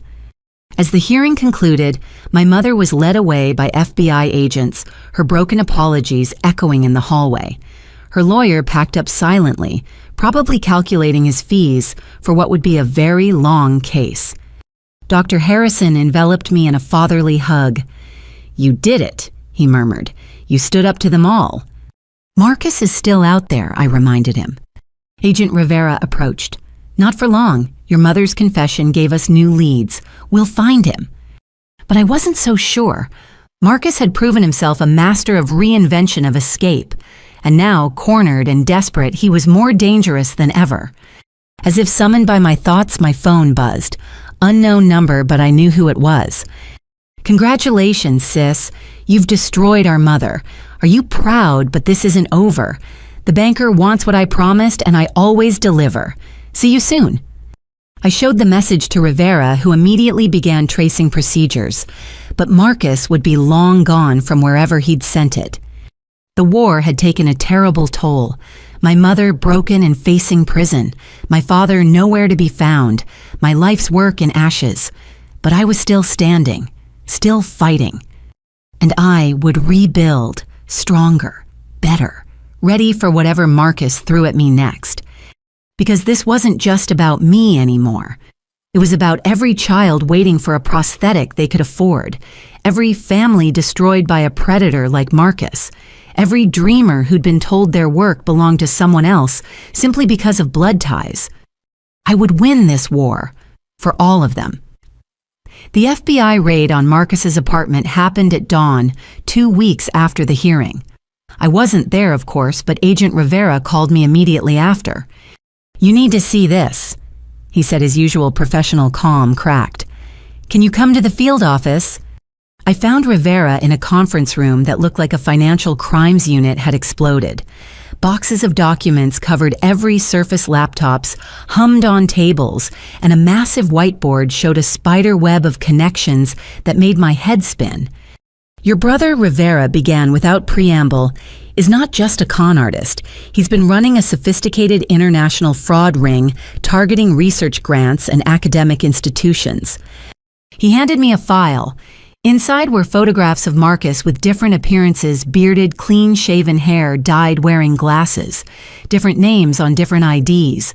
Dr. Martin Collins, Professor Michael Chen, Research Director Mark Santos. "We found 12 false identities," Rivera continued, "each one associated with grant applications at major universities. He's been stealing research from graduate students across the country, repackaging it, and selling it to private investors. The scope," I couldn't finish. This was so much bigger than our family drama. That's not the worst part. Rivera pulled up financial records on his laptop. We tracked his money through shell companies in the Cayman, Cyprus, Switzerland. Dead ends everywhere.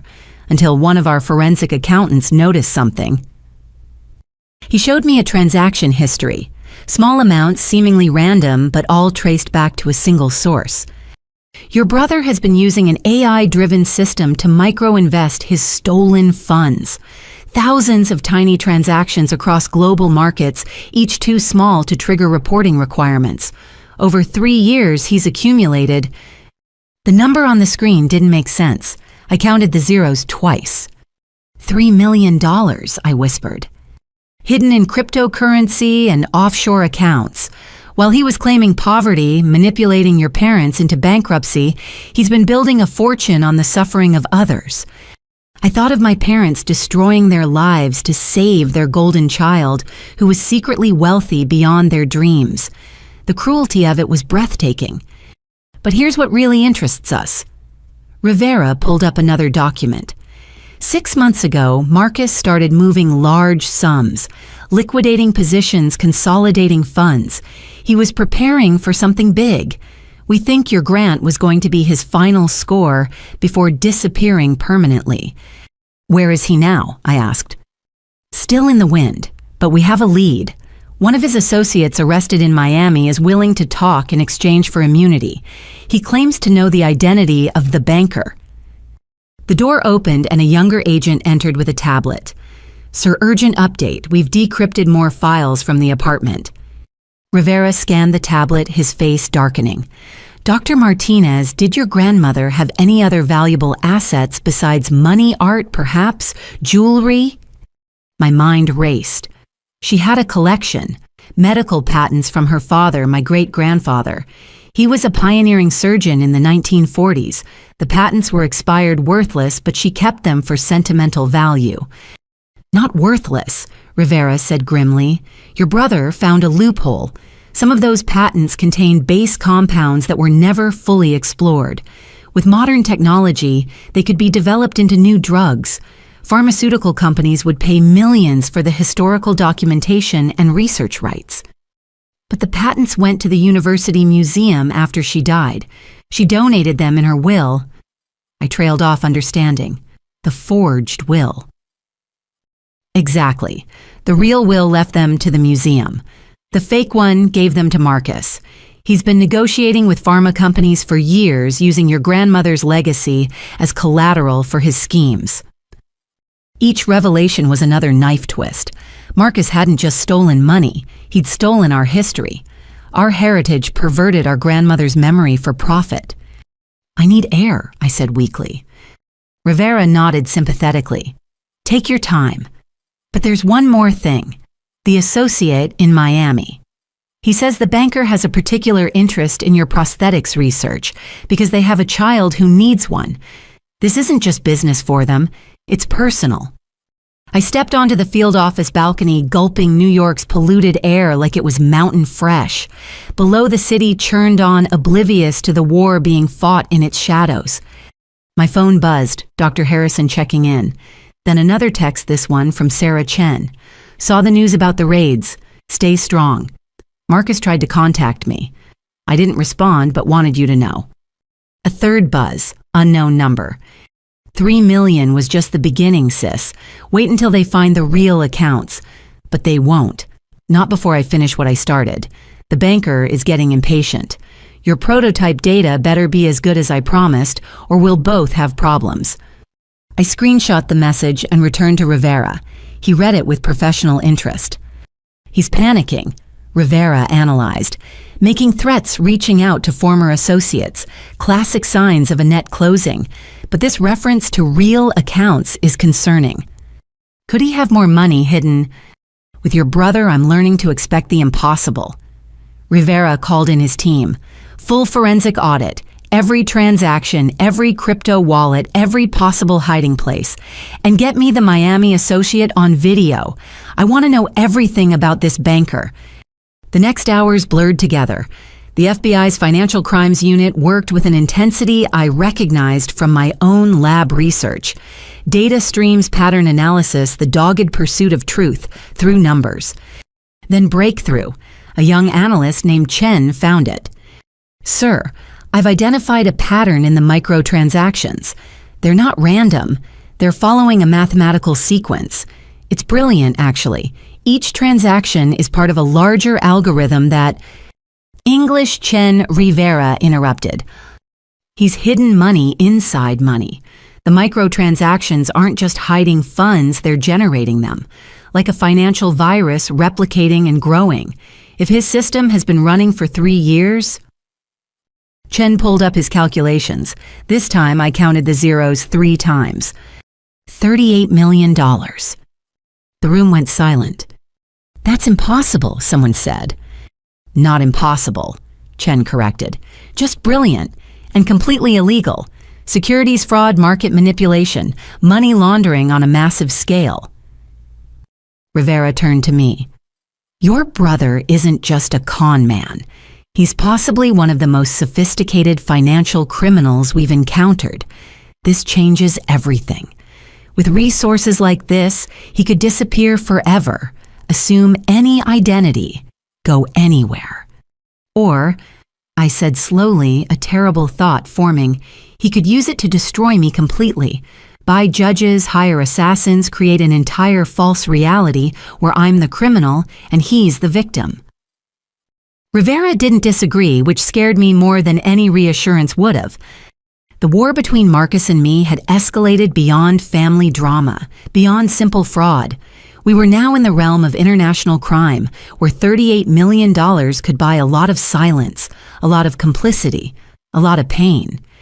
But I had something Marcus didn't. I had the truth. I had the FBI. And I had a determination forged in the fires of betrayal that no amount of money could break. Find him, I told Rivera, before he uses that money to hurt anyone else. Rivera nodded, already mobilizing resources I couldn't imagine.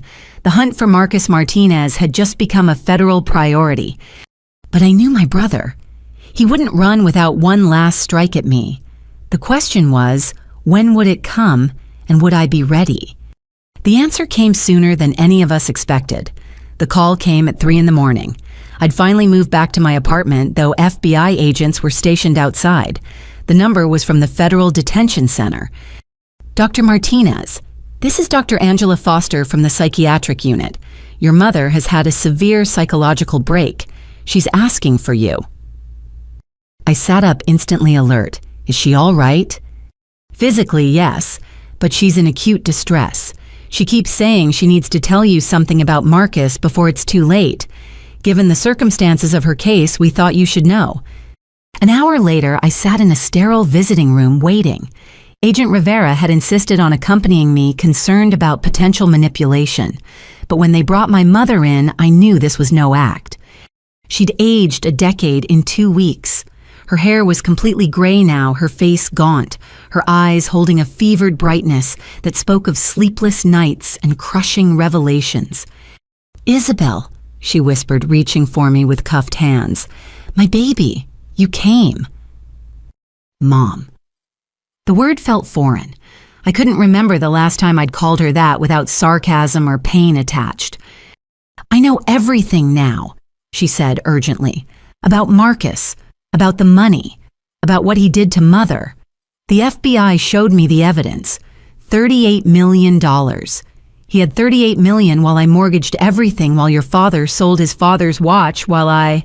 She broke down sobbing. "Down." Dr. Foster leaned forward. "Mrs. Martinez has been processing a lot of information. The revelation about her son's hidden wealth combined with confirmation of her mother's murder triggered what we call a catastrophic reality collapse. Everything she believed about her family, her choices, her life has been shattered." My mother looked up, mascara streaking her hollow cheeks. "I chose a monster over my daughter. I helped him destroy you when he was playing us all. But there's more, Isabel. Things the FBI doesn't know. Things I just remembered." Rivera pulled out a recorder. "Mrs. Martinez, anything you say..." "I don't care about my rights," she screamed. "My son is a killer. My mother is dead because I was too blind to see what he was..." She turned back to me, grabbing my hands with desperate strength. 2 years before Mother died, Marcus came to me with a proposition. He'd found documents in her house medical patents from your great-grandfather. He said if we could get her to sign them over, he could make us all rich. "The patents," I said. "The FBI knows about those." "No, not just those. There were others. Secret ones. Your great-grandfather worked on classified military projects during World War II, biological weapons research. Marcus found references to a compound, something called Project Mindbridge. He said pharmaceutical companies would pay billions for the formula." Rivera leaned forward intently. "Where are these documents?" "That's just it. Mother refused to tell us. She said some secrets should die, that the research was too dangerous. Marcus became obsessed. He spent months trying to convince her, charm her, manipulate her. When that failed, he killed her," I finished. My mother nodded, fresh tears flowing. "But he never found the documents. He searched her house for weeks after the funeral, even hired professionals. Nothing. He always suspected she'd told someone where they were hidden. He thought maybe she'd told you." Me, I was genuinely shocked. Grandma never mentioned any military research. "You were her favorite," my mother said bitterly, but the venom was directed at herself now. Her brilliant granddaughter following in the family's scientific tradition. Of course she'd trust you over us. "Mrs. Martinez," Rivera interrupted. "Are you saying Marcus believes Isabel knows the location of classified military research?" "Not just believes, he's certain. It's why he's really after her. The prosthetics grant was just a bonus. He thinks if he breaks her down enough, she'll reveal where Mother hid Project Mindbridge." The room spun slightly. All this time, I'd thought Marcus was after my research, my grant money. But he was after something I didn't even know existed. "There's more," my mother continued. "The banker, I know who it is. Marcus let it slip once when he was drunk. It's someone from the Defense Department, someone who's been tracking Project Mindbridge for decades. They're using Marcus to get to the research." A name Rivera pressed. "We need a name." My mother shook her head. "He only called them Colonel. But Isabel, they're dangerous. More dangerous than Marcus. If they think you have information about biological weapons..." She didn't need to finish. I understood. This wasn't just about money or family betrayal anymore. This was about national security classified research and people who would kill to obtain it. I don't know anything, I said desperately. Grandma never told me about any hidden documents. My mother studied my face with an intensity that reminded me she was, after all, my mother. She knew my tells, my expressions. You really don't know, she said wonderingly. Then her face crumpled. Oh God, I've destroyed your life for nothing. Marcus is hunting you for information you don't have. I've lost everything and it's all been for nothing. Mrs. Martinez. Dr. Foster intervened gently. You need to rest. This session has been very traumatic. But my mother wasn't finished. The diagnosis, she said suddenly. Isabel, the fake diagnosis Marcus created for you dementia. He was planning to have you committed to use drugs to make you compliant to extract information about Project Mindbridge. He has a doctor ready, someone who'll declare you incompetent. You're not safe. You'll never be safe while he's free. Guards moved to take her away, but she fought them desperate to say more. Check Grandma's music box, the one she left you. She always said the best hiding places were in plain sight. Then she was gone, her screams echoing down the corridor, leaving Rivera and me in stunned silence. Music box, Rivera asked. It's at my apartment. Just a regular music box plays Beethoven's Moonlight Sonata. I've had it for 10 years. We need to examine it immediately. If there's even a chance it contains classified materials. We left the detention center as dawn broke over the city. My mind reeled with revelations.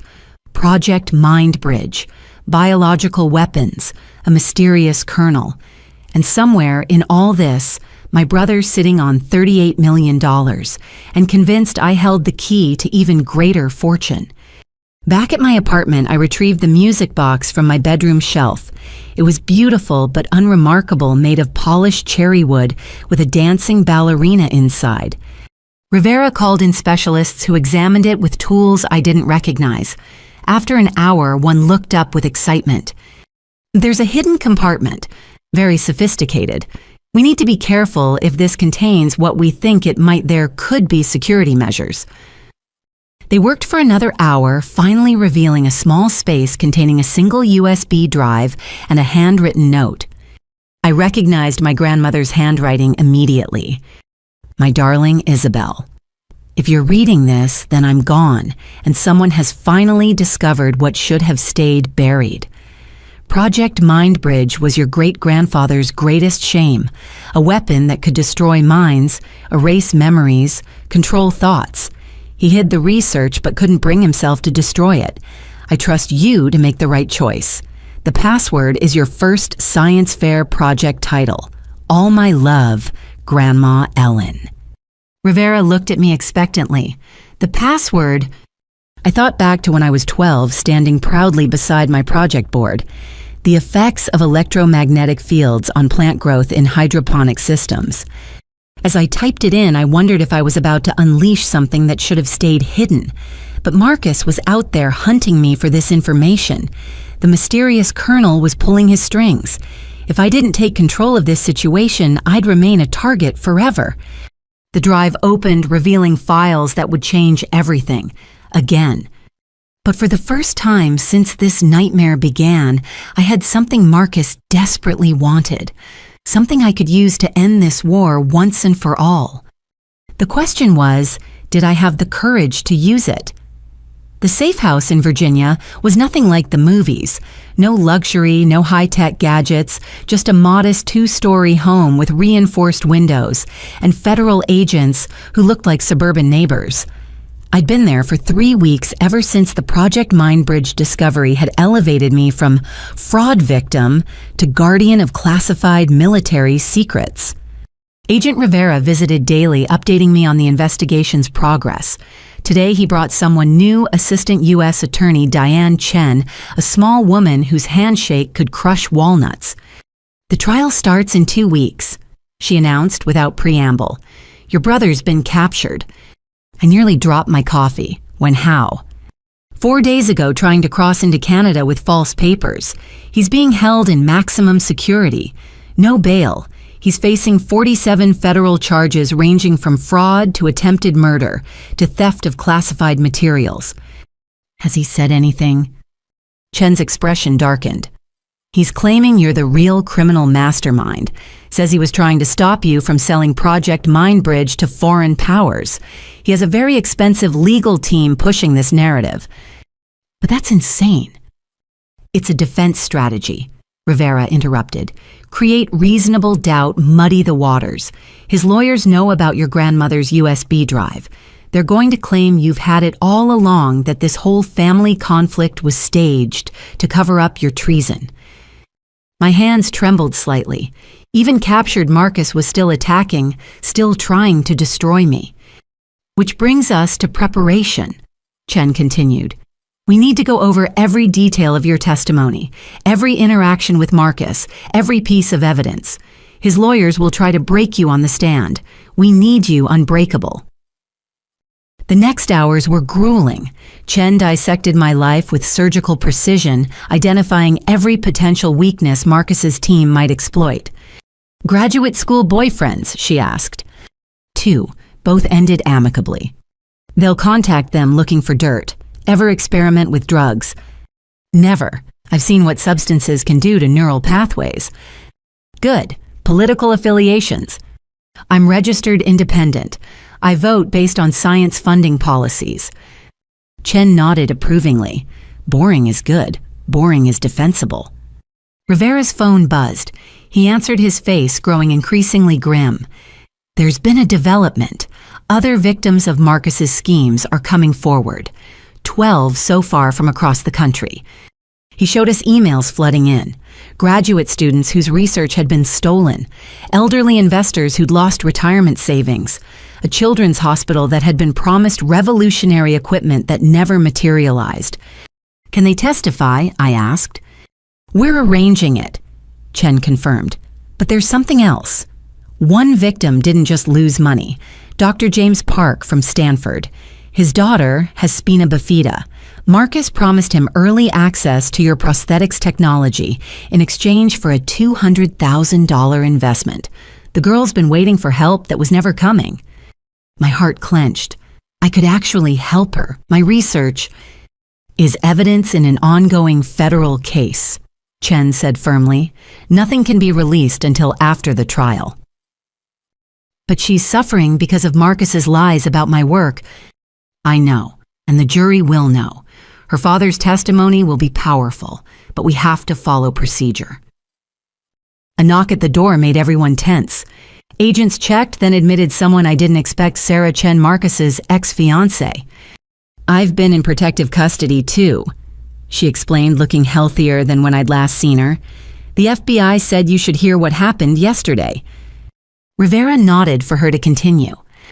Marcus's lawyer contacted me, offered me $5 million to testify that you and I planned everything together, that we framed Marcus for your grandmother's death. They had documents ready, a whole story crafted. What did you tell them? Sarah smiled grimly. I recorded the entire conversation and gave it to the FBI. Witness tampering, bribery, conspiracy to commit perjury. His lawyers are now facing their own charges. It was a victory, but I couldn't celebrate. Marcus's resources seemed endless. $38 million could buy a lot of corruption. There's more, Rivera said. We've identified the banker. Colonel Patricia Hawkins, retired Defense Intelligence Agency. She's been obsessed with Project Mindbridge since the 1980s. Her son was exposed to experimental chemicals during military service. She believes Mindbridge could reverse his neurological damage. So, she partnered with Marcus to get to me. More than partnered. We found communication records. She's been guiding his schemes for years, providing intelligence on targets, helping launder money through military contractors. In exchange, he was supposed to deliver your grandmother's research. Chen pulled out surveillance photos. A severe-looking woman in her 60s, steel gray hair eyes that had seen too much. She's been arrested but isn't talking. Her lawyer claims she was conducting a legitimate intelligence operation to recover stolen military assets. That's actually brilliant, I said reluctantly. Frame it as patriotic duty rather than personal gain, which is why your testimony is crucial, Chen emphasized.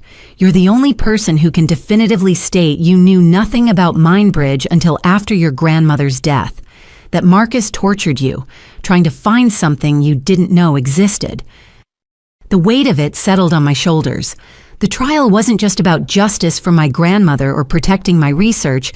It was about exposing a web of corruption that reached into the military-industrial complex itself. I'm ready, I said. What else do I need to know? Chen and Rivera exchanged glances. Your father's agreed to testify, Rivera said finally, for the prosecution. I hadn't heard from my father since the night of the lab attack. How is he broken? Rivera said simply, he's filed for divorce, entered therapy, and wants to make amends. His testimony about your mother and Marcus planning the schemes will be crucial. Can I see him? Not before the trial, but Isabel. Rivera's voice softened. He wanted me to tell you he's sorry, that he chose wrong and he'll spend the rest of his life trying to make it right. I nodded, not trusting my voice. The family I'd grown up with was gone, shattered by greed and lies. In its place was a collection of broken people trying to atone for unforgivable choices. Now, Chen said, returning to business, let's discuss the physical evidence. The prosecution's case is strong, but Marcus's defense will attack every piece. The timer devices from the lab, they'll claim you planted them. The forged medical records, they'll say you created them to discredit legitimate concerns about your mental health. The recording from the storage unit, deep fake, I finished. They'll say it's all deep fakes. Exactly.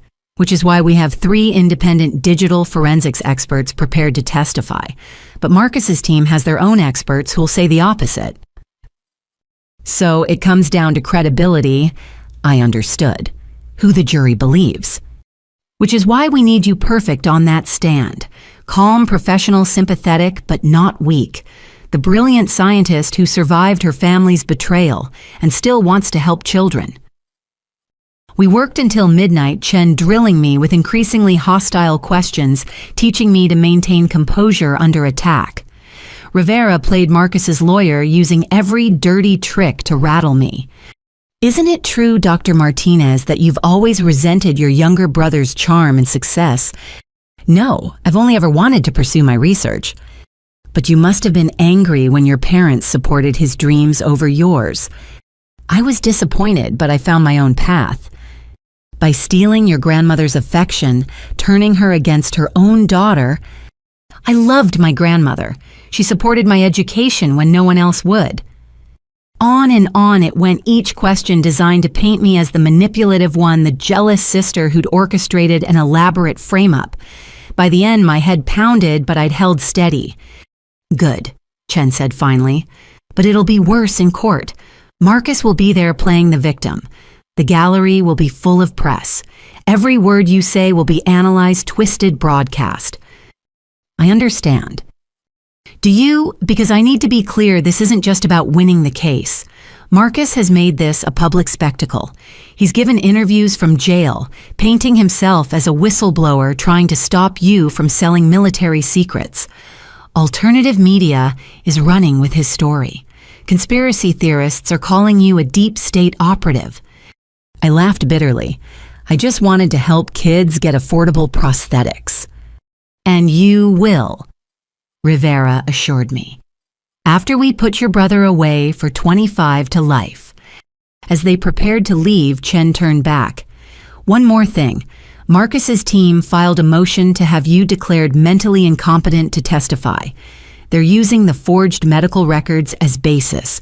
We'll fight it, but be prepared for psychiatric evaluation. After they left, I sat alone in the safe house listening to the agents patrol outside. In 2 weeks, I'd face Marcus across a courtroom. Brother and sister locked in legal combat that would determine not just our futures, but the futures of everyone he'd hurt. I pulled out my laptop and opened my research files. Whatever happened at trial, I wouldn't let Marcus's victims suffer any longer than necessary. As soon as legally possible, I'd make my prosthetics available to every child who needed them. starting with Dr. Park's daughter. It was the only way to find meaning in this madness to transform Marcus's evil into something good. He'd tried to steal my work to profit from it. Instead, I'd give it away, making his entire scheme pointless. The thought made me smile for the first time in weeks. Marcus had always underestimated me, thought money was the ultimate goal. He never understood that some things knowledge, justice, helping others were worth more than all his millions. In 2 weeks, a jury would decide our fates, but I'd already won the only battle that truly mattered. I'd kept my integrity while his rotted away. And that more than any verdict was victory. The federal courthouse in Lower Manhattan looked like a fortress, which felt appropriate, given the siege I was about to endure. Media vans lined the street, reporters thrust microphones at anyone who might be connected to the case. The trial of the century. Some called it, though I suspected they said that about every trial. Diana Chen walked beside me, her presence a shield against the chaos. "Remember," she murmured, eyes forward, no comments, professional dignity at all times. Inside, the courtroom was packed. I recognized some faces, colleagues from the university, journalists who'd been following the story, victims of Marcus's schemes. Others were strangers drawn by the spectacle of family destroying family. Then I saw him. Marcus sat at the defense table, looking every inch the wronged innocent. His hair was shorter, his suit conservative, his expression carefully crafted to project wounded confusion. When our eyes met, he offered a small, sad smile as if to say, "How did we come to this?" The manipulation was so transparent it made me nauseous, but several jurors were already looking at him with sympathy. The golden boy effect still worked even here. All rise for the Honorable Judge Catherine Morrison. Judge Morrison was in her 60s with sharp eyes that missed nothing. She'd presided over major federal cases for 2 decades. Chen had called her fair but tough, immune to theatrics. "Be seated," Judge Morrison commanded. "We're here for case number 2026 CR 847, United States versus Marcus Martinez. Are all parties ready to proceed?" The opening statement set the battle lines. Chen laid out the prosecution's case methodically: fraud, attempted murder, theft of classified information, a pattern of crimes spanning years. She showed photographs of my destroyed lab, played audio of Marcus planning the attack, presented the staggering financial evidence. The defendant didn't just betray his family, she concluded. He betrayed every person who trusted him, every institution that believed his lies, every child waiting for medical technology he promised but never intended to deliver. Marcus's lead attorney, William Sterling, painted a different picture. According to him, Marcus was a concerned brother trying to protect national security from a sister who'd been seduced by foreign agents. The family conflict all staged to maintain her cover. The money, legitimate investments twisted by prosecution spin. Dr. Isabel Martinez had access to classified military research for years, Sterling declared. When her brother discovered her plans to sell it, she orchestrated this elaborate frame-up, using her scientific credibility to destroy an American patriot. It was so absurd I wanted to laugh, but Sterling sold it with conviction, and some jurors looked thoughtful. The seed of doubt was planted. The first week was procedural, financial experts explaining the money trail, FBI agents detailing the investigation, forensic specialists confirming the arson evidence. Marcus played his part perfectly, taking notes with concern, shaking his head sadly at particularly damaging testimony, maintaining an air of bewildered victimhood. Then came the victims. Dr. Park took the stand, describing how Marcus had promised early access to my prosthetics for his daughter. "She was so hopeful," he said, voice breaking. She'd seen Dr. Martinez's published papers, knew the technology could change her life. Mr. Martinez said he was her brother, that he could arrange a special trial. We gave him everything, our savings loans against our house, her college fund. Photos of his daughter appeared on screen. A bright-eyed 12-year-old girl confined to a wheelchair holding a printout of my research paper. "What happened when you tried to collect on Marcus Martinez's promises?" Chen asked. "He disappeared," changed numbers. When I finally tracked him down, he said Isabel had refused to help, that she was too selfish to share her work with sick children. Objection, Sterling called. Hearsay. Sustained. Judge Morrison ruled, but the damage was done. More victims followed. Each story was a variation on the theme Marcus's charm promises, tied to my research, money changing hands, dreams shattered. By the time the fifth victim testified, several jurors were glaring at Marcus with open hostility. But Sterling was prepared. On cross-examination, he painted each victim as greedy, gullible, complicit. You never verified his connection to Dr. Martinez. You didn't check if he had legal access to her research. You were hoping to profit from a sick child's misfortune, weren't you? It was brutal, but effective. Doubt crept back in. Maybe these weren't innocent victims, but willing participants in shady dealings. Sarah Chen's testimony shifted everything. She walked the jury through Marcus's operations, his multiple identities, his careful documentation of crimes. He called it his insurance policy, she explained. Said if anyone ever turned on him, he'd take them all down too.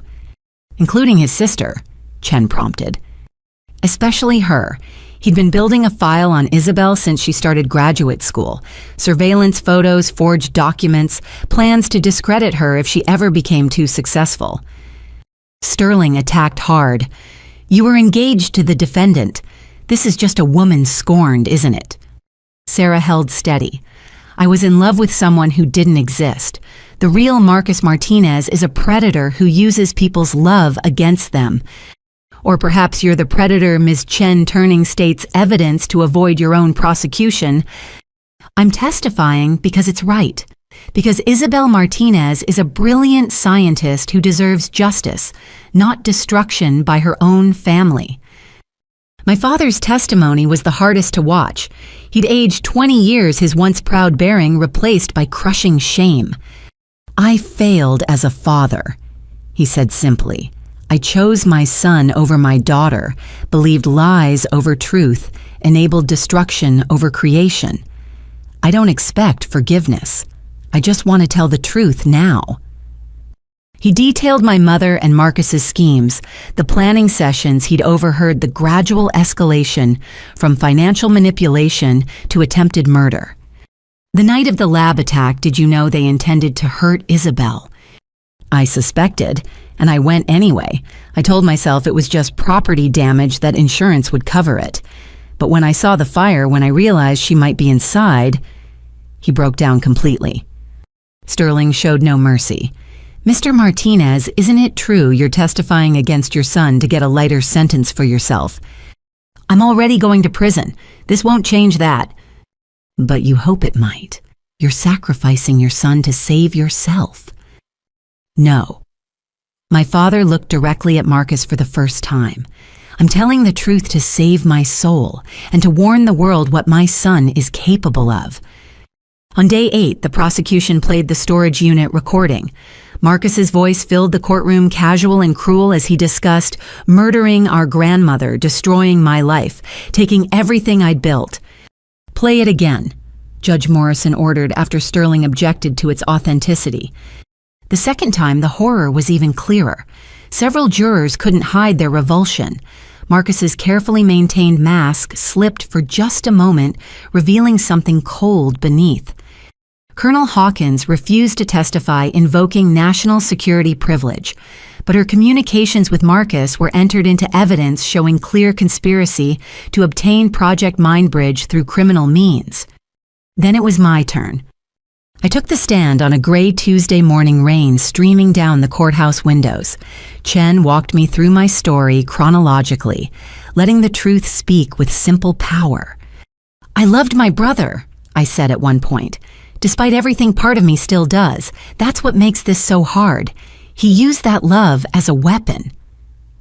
Sterling began cross-examination like a shark scenting blood. Dr. Martinez, you claim to have known nothing about Project Mindbridge, yet it was hidden in your apartment for 10 years. Are we to believe you never once examined this supposed music box? It was my grandmother's. I had no reason to suspect it contained anything. Just as you had no reason to suspect your brother of crimes until it benefited you, I never suspected because I never imagined someone could be so cruel. Or perhaps because there were no crimes until you invented them. Back and forth we went for hours. Sterling tried every angle: jealous sister, secret agent, delusional scientist, master manipulator. I held to the truth with steady calm. Chen's training paying off. You've built your career on creating things that don't exist, haven't you? Prosthetics that give false hope to desperate families? I've built my career on helping children. My prosthetics are real tested and will be available as soon as legally possible. After you've milked them for publicity during this trial— Objection, Chen called, argumentative. Sustained. Sterling changed tactics. The forged medical records show a pattern of mental instability. Records your client created, I interrupted.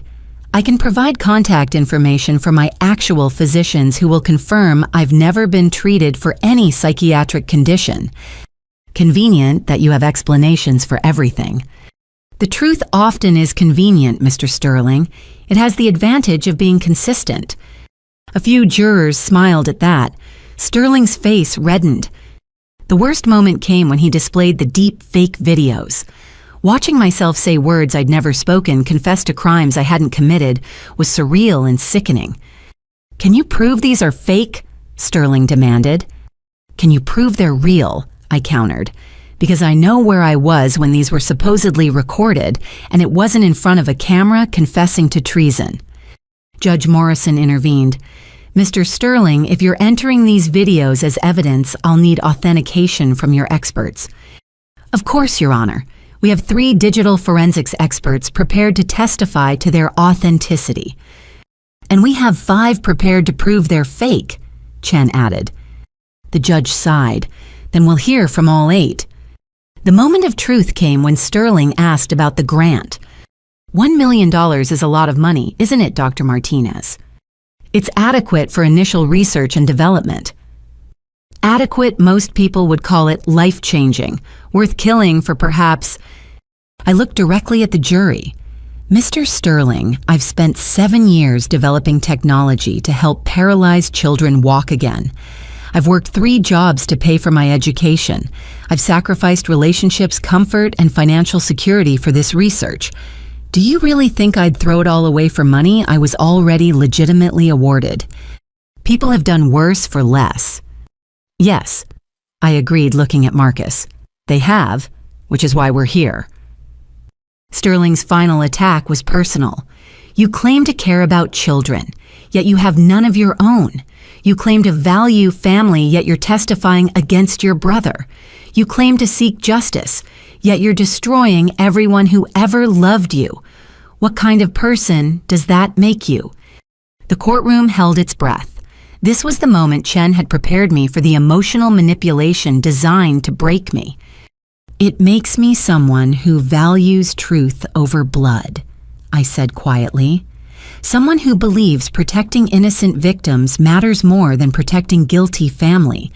Someone who knows that real love doesn't demand silence in the face of evil. If that makes me a bad daughter, a bad sister, then I accept that judgment. But I'd rather be hated for telling the truth than loved for enabling lies. Sterling had no response. He sat down, perhaps recognizing he'd pushed too far. Chen's redirect was brief but powerful. Dr. Martinez, when this trial ends, what are your plans? To return to my research, to make my prosthetics available to every child who needs them, starting with Dr. Park's daughter, to prove that good can come from even the worst betrayal. At what profit margin? None. The technology will be open source, free for anyone to manufacture and distribute. Marcus tried to steal it for profit. I'm giving it away to spite his greed and help those he hurt. Several jurors nodded approvingly. Even Judge Morrison looked impressed. As I stepped down from the stand, I caught Marcus's eye one final time. The mask had dropped completely. The hatred there was pure and poisonous, but underneath I saw something else. Fear. He knew he'd lost. The truth had won. The trial should have been winding down. Both sides had presented their cases, the expert witnesses had battled over digital forensics, and closing arguments were scheduled for the next day. Then Sterling stood up with a smile that made my blood run cold. Your Honor, the defense requests permission to call one final witness, someone whose testimony will completely reframe this case. Judge Morrison looked irritated. Mr. Sterling, you've had weeks to present your witness list. This is highly irregular. This witness only came forward last night, Your Honor. Given the extraordinary nature of their testimony, we believe excluding them would constitute reversible error. Chen was on her feet immediately. Objection. This is ambush tactics. The prosecution hasn't had time to prepare. The witness is available for immediate testimony. Sterling interrupted. The prosecution can have a brief recess to interview them if needed. Judge Morrison considered. Who is this witness? Sterling's smile widened. Mr. Charles Morrison, Your Honor, former roommate of the defendant at State University. My stomach dropped. Charlie Morrison.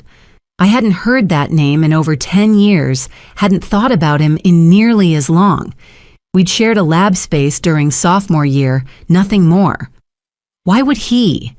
Then I remembered. The complaint I'd filed against him for stealing my research, the academic probation he'd received, the threats he'd made before dropping out. I'll allow it, Judge Morrison ruled. But Mr. Sterling, this better be relevant and not a fishing expedition. The prosecution may have 30 minutes to interview the witness. The man who entered the conference room bore little resemblance to the arrogant sophomore I remembered. Charlie had gained weight-lost hair and developed a nervous tic in his left eye. He wouldn't meet my gaze as Chen questioned him. Mr. Morrison, what is your relationship to the defendant? We were lab partners sophomore year, before she destroyed my life. Chen and I exchanged glances. This was worse than expected. Can you elaborate? Charlie launched into a tale of persecution that would have been laughable if it weren't so dangerous. According to him, I'd stolen his research, seduced our professor into taking my side, and orchestrated his expulsion from the university. None of that is true, I interjected. You copied my work and submitted it as your own. The investigation proved... The investigation she rigged. Charlie snapped, finally looking at me. The hatred in his eyes rivaled Marcus's. Just like she's rigging this case against her brother. Chen continued her questioning, but it was clear Charlie had been well prepared by the defense. Every answer painted me as manipulative, vindictive, capable of elaborate deceptions. By the time we returned to court, I felt sick. Sterling examined Charlie like a master conductor leading an orchestra, each question built on the last, creating a symphony of doubt about my character. Mr. Morrison, can you describe the incident that led to your academic probation? Isabel and I were working on similar projects. I made a breakthrough, first documented everything properly. But she had access to my computer, we shared a lab, and she stole my data. When I confronted her, she went to the administration claiming I'd stolen from her. What evidence did she present? Fabricated timestamps, altered lab notebooks. She was always good with computers, knew how to manipulate digital records. The administration believed her because she was the star student, the golden girl. I was just average, so I must be the thief. It was a complete reversal of reality, but Charlie sold it with the conviction of someone who'd rewritten history in his own mind. What happened after your probation? I couldn't get into any graduate program. My reputation was destroyed. I ended up working minimum wage jobs while watching Isabel Martinez become famous for her innovations. Some of those early papers based on my work, the work she stole. Objection, Chen called. No foundation for these claims. Sustained, Judge Morrison ruled, but the damage was done. Sterling moved to the kill shot. Mr. Morrison, have you been following this trial? Yes. When I saw the news, I couldn't stay silent anymore. Why not? Charlie turned to the jury, his expression earnest.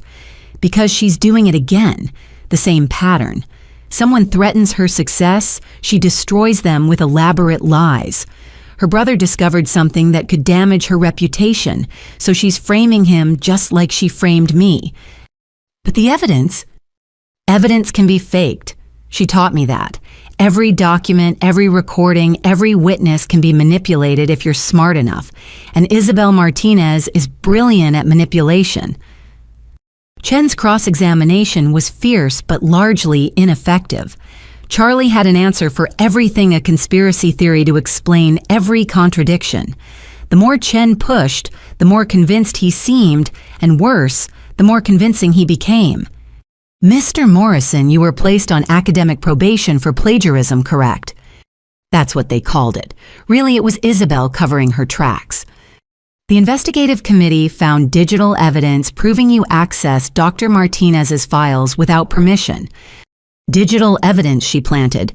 She had my passwords, we were friends before she betrayed me, or I thought we were friends. So everyone is lying except you. The committee, the digital forensics experts, the witnesses who saw you copying her work. She fooled them all, just like she's fooling you now. That's what she does, makes people believe her version of reality while she destroys anyone in her way. I watched the jury as Charlie testified. Some looked skeptical, but others were wavering. The seed Sterling had planted was growing. If I'd supposedly done this before, maybe I was doing it again. When Charlie finally stepped down, Sterling recalled me to the stand for further cross-examination. Judge Morrison allowed it over Chen's strenuous objections. Dr. Martinez. Sterling began, "Do you deny that Charles Morrison was placed on academic probation after you accused him of plagiarism?" I reported that he'd stolen my work. The investigation confirmed it. Just as this investigation has confirmed your brother's guilt, I saw the trap but had no way to avoid it. The evidence confirms Marcus's guilt. Evidence you've presented, investigations you've influenced. Rather like your sophomore year, wouldn't you say? Not at all. Charlie Morrison stole my research and was caught. Marcus committed multiple felonies and was caught. The only similarity is that both thought they could take what wasn't theirs. Or perhaps the similarity is that you've perfected the art of framing innocent people who threaten you. Objection, Chen called. Counsel is testifying. Withdrawn, Sterling said smoothly. Dr. Martinez, after Mr. Morrison's academic probation, what happened to the research he was working on? I hesitated. This was the trap's teeth. I continued developing it. You mean you stole it? No, I continued my own work that he'd tried to steal. How convenient. And now with your brother out of the way, you'll continue developing the prosthetics technology he helped create. He had nothing to do with my research. Just as Charles Morrison had nothing to do with your sophomore project, around and around we went. Sterling was brilliant, I had to admit. He took Charlie's lies and wove them into Marcus's defense seamlessly. By the time he finished, I felt battered, my credibility hanging by threads. Chen tried damage control on redirect, but Sterling objected to almost every question. Judge Morrison sustained many of them, clearly irritated by the late-stage chaos Charlie's testimony had introduced. As court adjourned for the day, Chen pulled me aside. We need to find everything about Morrison, financial records, communication history, any connection to Marcus or his lawyers. Rivera was already on his phone. I'll get a team on it. Something's not right here. Morrison showing up now, this perfectly crafted testimony. We worked through the night. By 3 a.m., Rivera's team had found it. Phone records showing multiple calls between Charlie Morrison and a number registered to Marcus's defense fund. Bank records showing a $50,000 deposit to Charlie's account 2 days ago. Email drafts on a shared server containing Sterling's exact questions and Charlie's prepared answers. It's witness tampering, Chen said exhaustedly. Clear cut, but will Morrison admit it? He doesn't have to. Rivera smiled grimly. We have enough to prove it. The question is whether Judge Morrison will allow us to present it given the late hour. When court reconvened, Chen immediately requested a sidebar. The conversation at the bench was heated but brief. Judge Morrison's expression went from skeptical to furious as she reviewed our evidence. Mr. Sterling, she said in a tone that could freeze helium. "I'll see you and your team in chambers, now." What followed was the kind of judicial dressing down that becomes legal legend. We couldn't hear the specifics, but Sterling emerged looking like he'd been mauled. Two of his co-counsels were in tears. Judge Morrison addressed the court with cold fury. "Ladies and gentlemen of the jury, you are to disregard the entirety of Charles Morrison's testimony. It has come to the court's attention that this witness was improperly influenced by the defense. Mr. Sterling, consider yourself on notice. One more irregularity and I'll hold you in contempt. Additionally, this matter will be referred to the Bar Association for investigation." She turned to the jury. "I apologize for this disruption. The integrity of this trial is paramount, and attempts to subvert justice will not be tolerated." Marcus's face was a study in rage. His perfect plan had failed, his expensive lawyers had been caught, and worse, the jury now knew he'd tried to cheat the system. Several jurors who'd been wavering now looked at him with open disgust. But Sterling wasn't finished. Even bloodied, he was dangerous. "Your Honor," he said carefully, "while we regret any appearance of impropriety, the core question remains. Dr. Martinez has a history of conflict with those who challenge her. Whether Charles Morrison was overzealous in his testimony doesn't change the pattern of behavior. Mr. Sterling," Judge Morrison's voice could have cut glass, "you're walking on very thin ice. Present your closing argument tomorrow without any reference to the stricken testimony or face the consequences." As court adjourned, I felt something I hadn't expected: pity for Marcus. He'd hired the best lawyers money could buy, spent millions on his defense, corrupted witnesses, and created elaborate lies. And it was all crumbling because the truth, like gravity, always won in the end. Tomorrow would bring closing arguments and then jury deliberation. The end was in sight, but I knew Marcus well enough to know he wouldn't go quietly. Whatever his final play was, it would come soon. I was right, but even I couldn't have predicted how far he'd go. The morning of closing arguments, I woke to sirens. Not unusual in New York, but these were different. Too many too close. Rivera burst into my hotel room without knocking. "We need to move now." "What's happening?" "Marcus escaped during transport. 3 guards injured. He's in the wind." My blood turned ice. "How?" "Professional extraction. Military precision. We think Colonel Hawkins had backup plans we didn't know about." As we raced through the hotel's service corridors, Rivera filled me in. Marcus was being transferred from holding to court when 2 vehicles boxed in the transport van. Smoke grenades, flashbangs, zip lines from adjacent buildings, a Hollywood-worthy escape that left authorities stunned. "Judge Morrison's continuing the trial," Rivera said as we reached the armored vehicle. "She says fleeing proves guilt. Sterling's having a meltdown demanding a mistrial." He knew, I realized. Sterling knew this was planned. The witness tampering getting caught, it was all distraction. Rivera nodded grimly. "FBI's raiding his office now. But our immediate concern is your safety. Marcus is out there desperate and probably armed." The courthouse was in lockdown when we arrived. Metal detectors at every entrance, SWAT teams on the roof, enough security to protect a president. But I still felt exposed, vulnerable, waiting for Marcus to materialize from shadow. Inside, the courtroom buzzed with barely contained chaos. The jury looked shaken. Sterling's remaining team huddled in panicked conference, and Judge Morrison presided over it all with iron control. "Ladies and gentlemen," she addressed the jury, "the defendant's absence, while concerning, does not halt these proceedings. You are to draw no inference from his flight beyond what the law allows, that consciousness of guilt may be considered as evidence." Sterling objected, of course. "Your Honor, my client may have been kidnapped, coerced. To continue without him violates—" "Mr. Sterling, your client escaped custody in a coordinated assault that injured 3 officers. If you have evidence of coercion, present it. Otherwise, sit down." Chen's closing argument was masterful.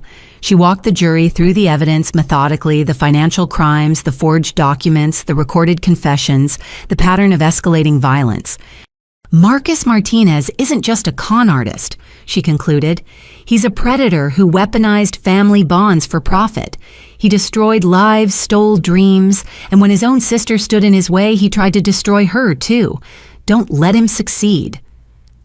Sterling's closing was desperate but effective. He couldn't deny the evidence, so he attacked its sources. Every witness had a motive to lie. Every document could be forged. Every recording might be fake.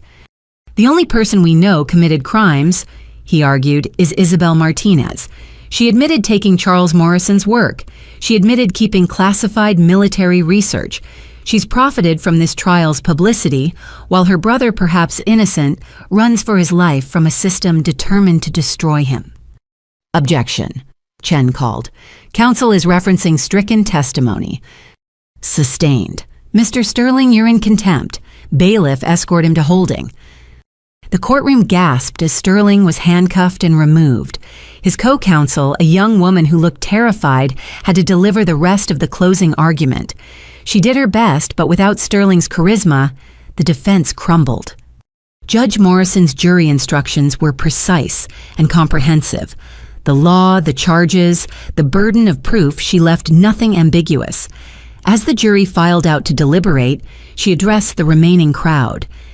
This court will remain in session until verdict. Given the defendant's flight risk, I'm sealing all records and restricting access. Only essential personnel and credentialed media may remain.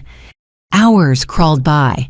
Chen tried to reassure me that quick verdicts usually favored prosecution, but I couldn't relax.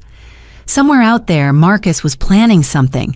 I could feel it like storm pressure in my bones. The feeling proved prophetic. Rivera's phone rang just after lunch. His face went pale as he listened. There's been an incident at your lab, he told me quietly. The temporary space the university set up for you.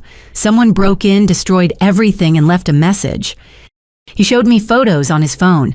My new equipment smashed, research scattered and painted on the wall in red, not guilty by reason of insanity, and M. He's building an insanity defense for appeal, Chen realized, creating evidence of mental breakdown. There's more, Rivera said reluctantly. He's been spotted near Dr. Park's house, the family with the sick daughter. We have units en route, but... The implication hung heavy. Marcus was targeting trial witnesses. Whether for revenge or to prevent testimony in future proceedings, people were in danger because of me. I started, but Chen grabbed my arm. You need to stay here in protective custody until the verdict. That's what he wants, to draw you out, create a confrontation he can spin to his advantage. She was right, but sitting safely while others faced danger felt like cowardice. I thought of Dr. Park's daughter waiting for help that might never come if Marcus succeeded. Then Rivera's phone rang again. This time he smiled. They got him. Marcus was approaching the Park house when our units intercepted. He's in custody, no one hurt. Relief flooded through me so intensely I nearly collapsed. It was over. Really, finally over. An hour later, the jury returned. They filed in solemnly, not looking at anyone. My heart hammered as the foreman stood. On count 1 conspiracy to commit fraud, we find the defendant guilty. On count 2 wire fraud, we find the defendant guilty. On count 3 money laundering, we find the defendant guilty. On and on it went. 47 counts, 47 guilty verdicts. By the time the foreman finished, Marcus would be facing multiple life sentences. Judge Morrison thanked the jury for their service, then addressed the gallery. Sentencing is scheduled for 6 weeks hence. The defendant will be held without bail in maximum security. Court is adjourned. As people filed out, Chen hugged me tightly. It's over. You won. But I didn't feel victorious. I felt empty, drained, grieving for the brother I'd never really had and the family that had destroyed itself. Rivera drove me to a secure location for debriefing. Marcus had been caught with a gun, fake passports, and nearly $200,000 in cash. He'd planned to flee the country after killing me and the witnesses he blamed for his conviction. He'll never hurt anyone again, Rivera assured me. Between federal and state charges, he'll die in prison. That night alone in yet another anonymous hotel room, I finally allowed myself to cry. Not for Marcus, he'd chosen his path, but for the could-have-beens. The brother who might have used his intelligence for good. The parents who might have loved both their children equally. The grandmother who might have lived to see her great-grandchildren. All those possibilities murdered by greed. But from their ashes, something new could grow. My prosthetics research tested by fire would now help children around the world. The victims of Marcus's schemes would receive restitution from his seized assets. The truth, painful as it was, had set us all free. My phone buzzed with a text from Dr. Harrison. Proud of you. Lab space ready when you are. Let's change the world. For the first time in months, I smiled genuinely. Marcus had tried to steal my future. Instead, he'd only made it clearer. I had work to do. Children to help innovations to create. The war was over. It was time to build peace. 6 months after the trial, my new lab hummed with productive energy. Larger than before, better equipped and filled with brilliant minds drawn by our mission. The university had given me carte blanche to build my dream research facility, and private donations poured in from people moved by the trial's revelations. Today was special. Lucy Chen, no relation to the prosecutor, sat in the testing chair, her eyes bright with excitement. 7 years old, born without a left arm, she was about to test the latest version of my neural responsive prosthetic. "Are you ready?" I asked gently. She nodded eagerly. "I practiced the focusing exercises you taught me. I can do this." Her mother stood nearby, tears already forming. They'd driven 12 hours when they heard we were accepting test patients. Lucy had read every article about my research, understood the science better than most adults. I activated the prosthetic. For a moment, nothing happened.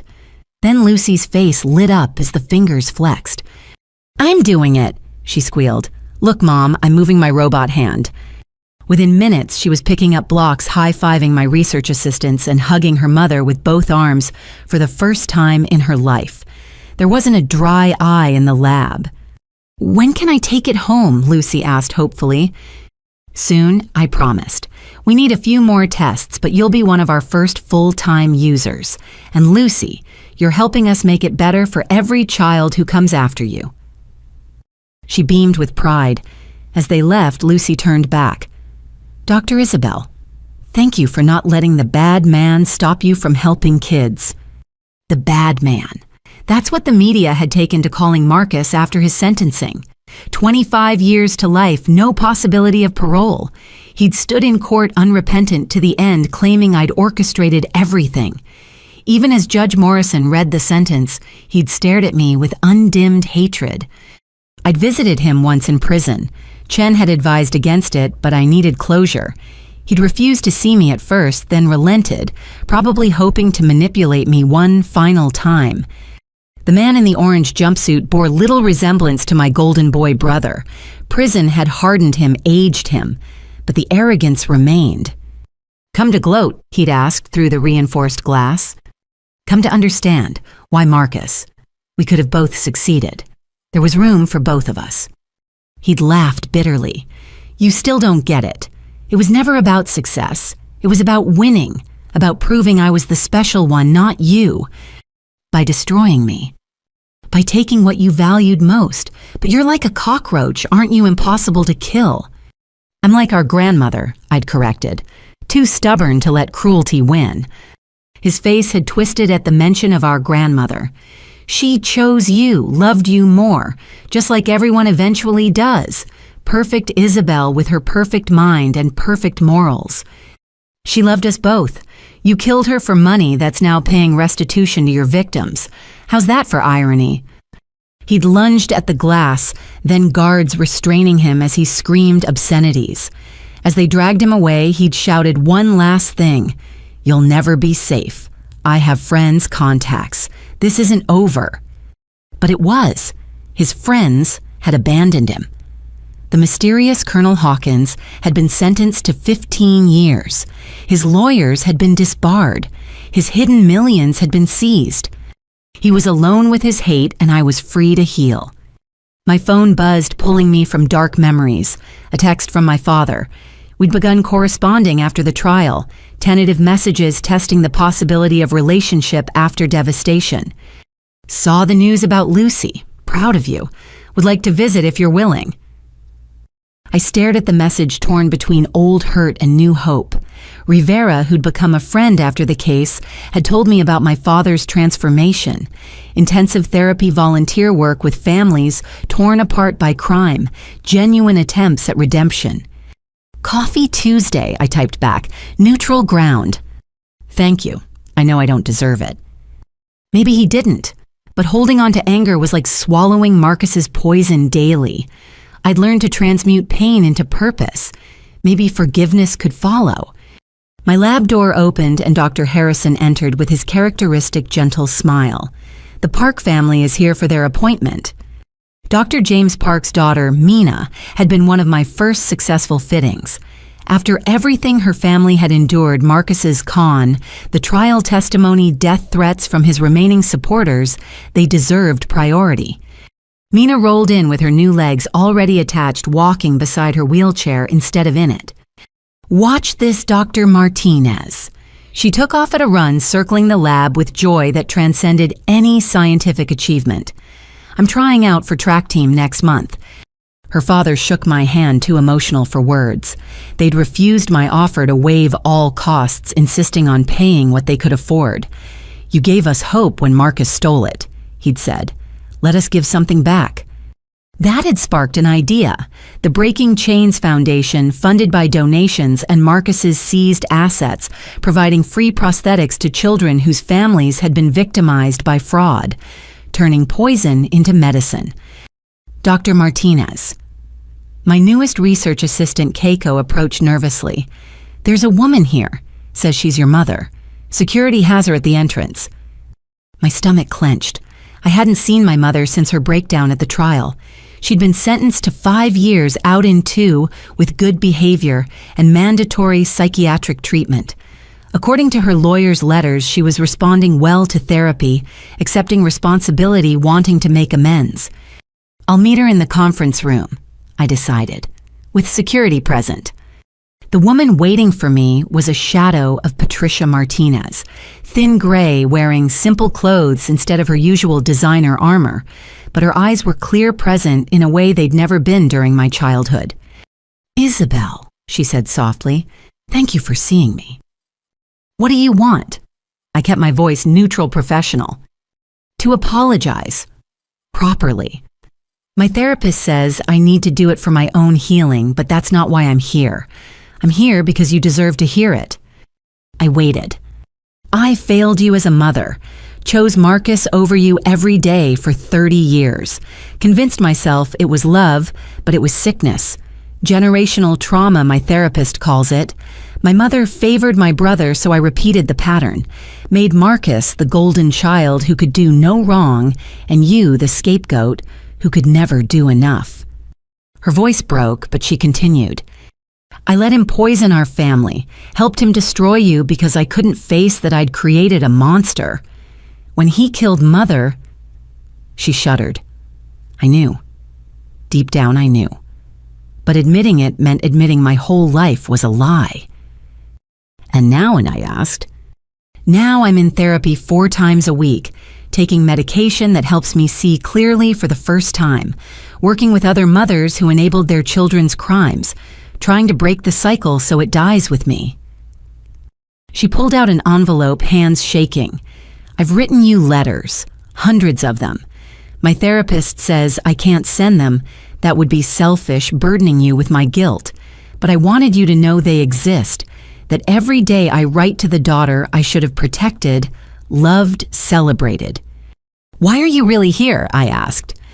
To tell you the truth about your grandmother's last words. I've carried it for 10 years, and it's eating me alive.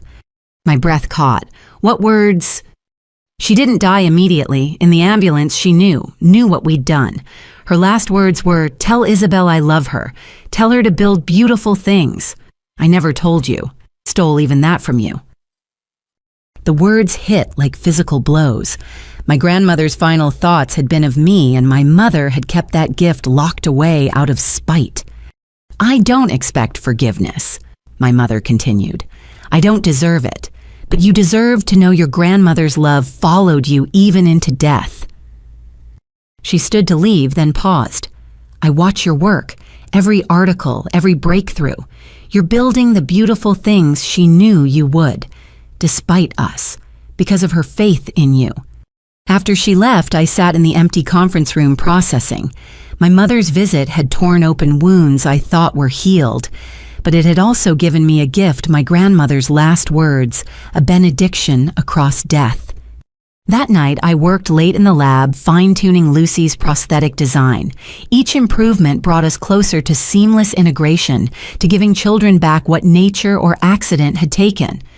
As midnight approached, I thought about family, the one I'd lost to greed and madness, the one I'd found in mentors like Dr. Harrison, friends like Rivera colleagues who shared my mission, the extended family of every child we helped, every life we improved. Marcus had tried to steal my work because he saw only its monetary value. He'd never understood that true wealth lay in Lucy's laughter, as she hugged her mother in Mina's determination to run track in the thousands of children who would walk, grass, play, and dream because we refused to let evil win. My phone buzzed with a video message from Lucy's mother. Lucy, still wearing her prosthetic, had fallen asleep clutching a teddy bear with both arms. First time she's been able to cuddle properly. The message read, "Thank you for giving her this." I smiled through tears. My grandmother had been right. Beautiful things could grow from ugly soil. Marcus's hatred had tried to salt the earth, but love and determination were stronger than any poison. The war was over. The building had begun, and every child who gained function, freedom, and hope was another victory over the darkness that had tried to claim us all. Beautiful things indeed. 2 years had passed since Marcus's conviction. The December morning was crisp and bright as I stood before an audience of thousands in Stockholm's concert hall. The Nobel Prize medal hung heavy around my neck, its weight both honor and responsibility. Dr. Isabel Martinez's contributions to pediatric prosthetic technology have transformed millions of lives, the presenter had said. Her open-source designs, available freely to manufacturers worldwide, represent not just scientific innovation, but profound humanitarian impact. Now, as I approached the podium to deliver my acceptance speech, I spotted familiar faces in the audience. Dr. Harrison, gray-haired but beaming with paternal pride. Diana Chen, who'd become a dear friend. Agent Rivera, providing security even now. My father, sober for 18 months, rebuilding his life one day at a time. And in the front row, a section I'd personally requested 20 children wearing my prosthetics. Lucy Chen, now 9, waved enthusiastically with her robotic arm. Mina Park stood tall on legs that had carried her to a junior track championship.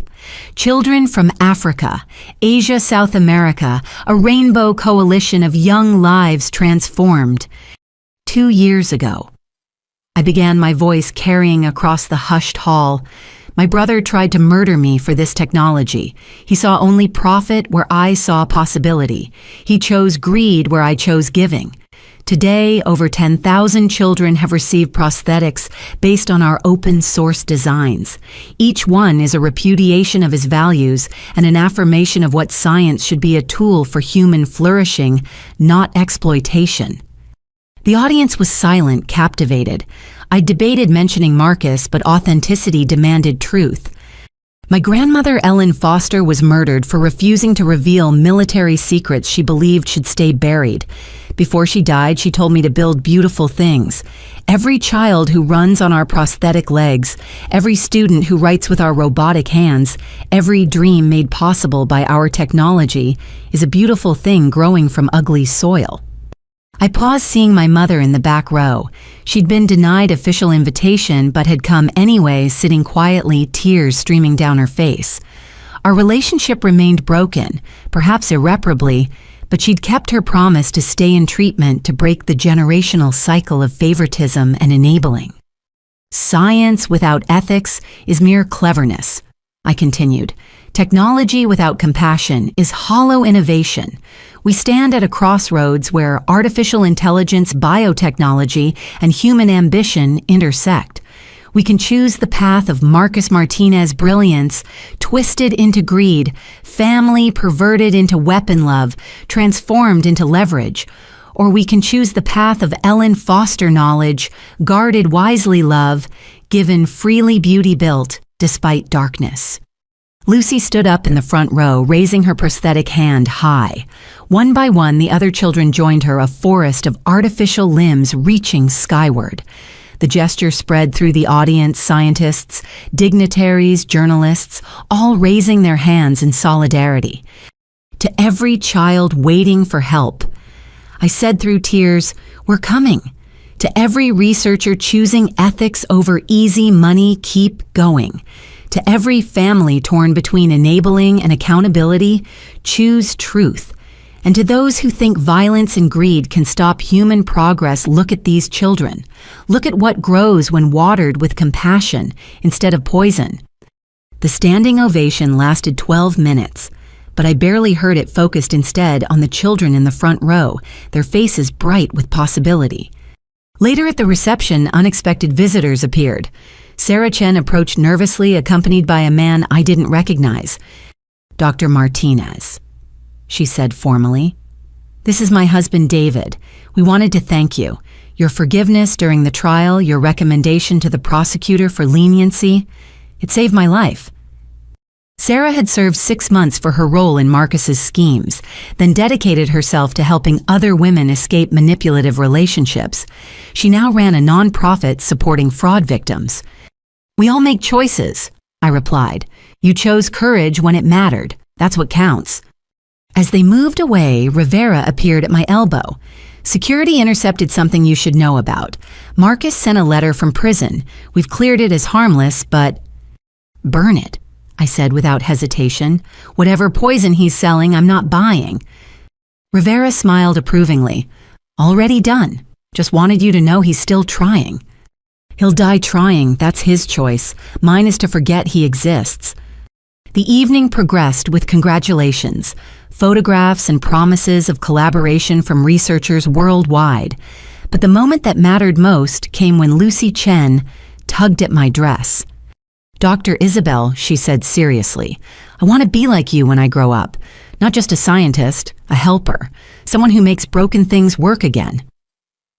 I knelt to her level, this remarkable child who'd become my youngest research assistant, testing designs and providing feedback with startling insight. "You already are," I told her. "Every time you test a new design, every suggestion you make, you're helping children you'll never meet. That's the secret, Lucy. We don't just fix broken bodies, we repair broken trust in human goodness."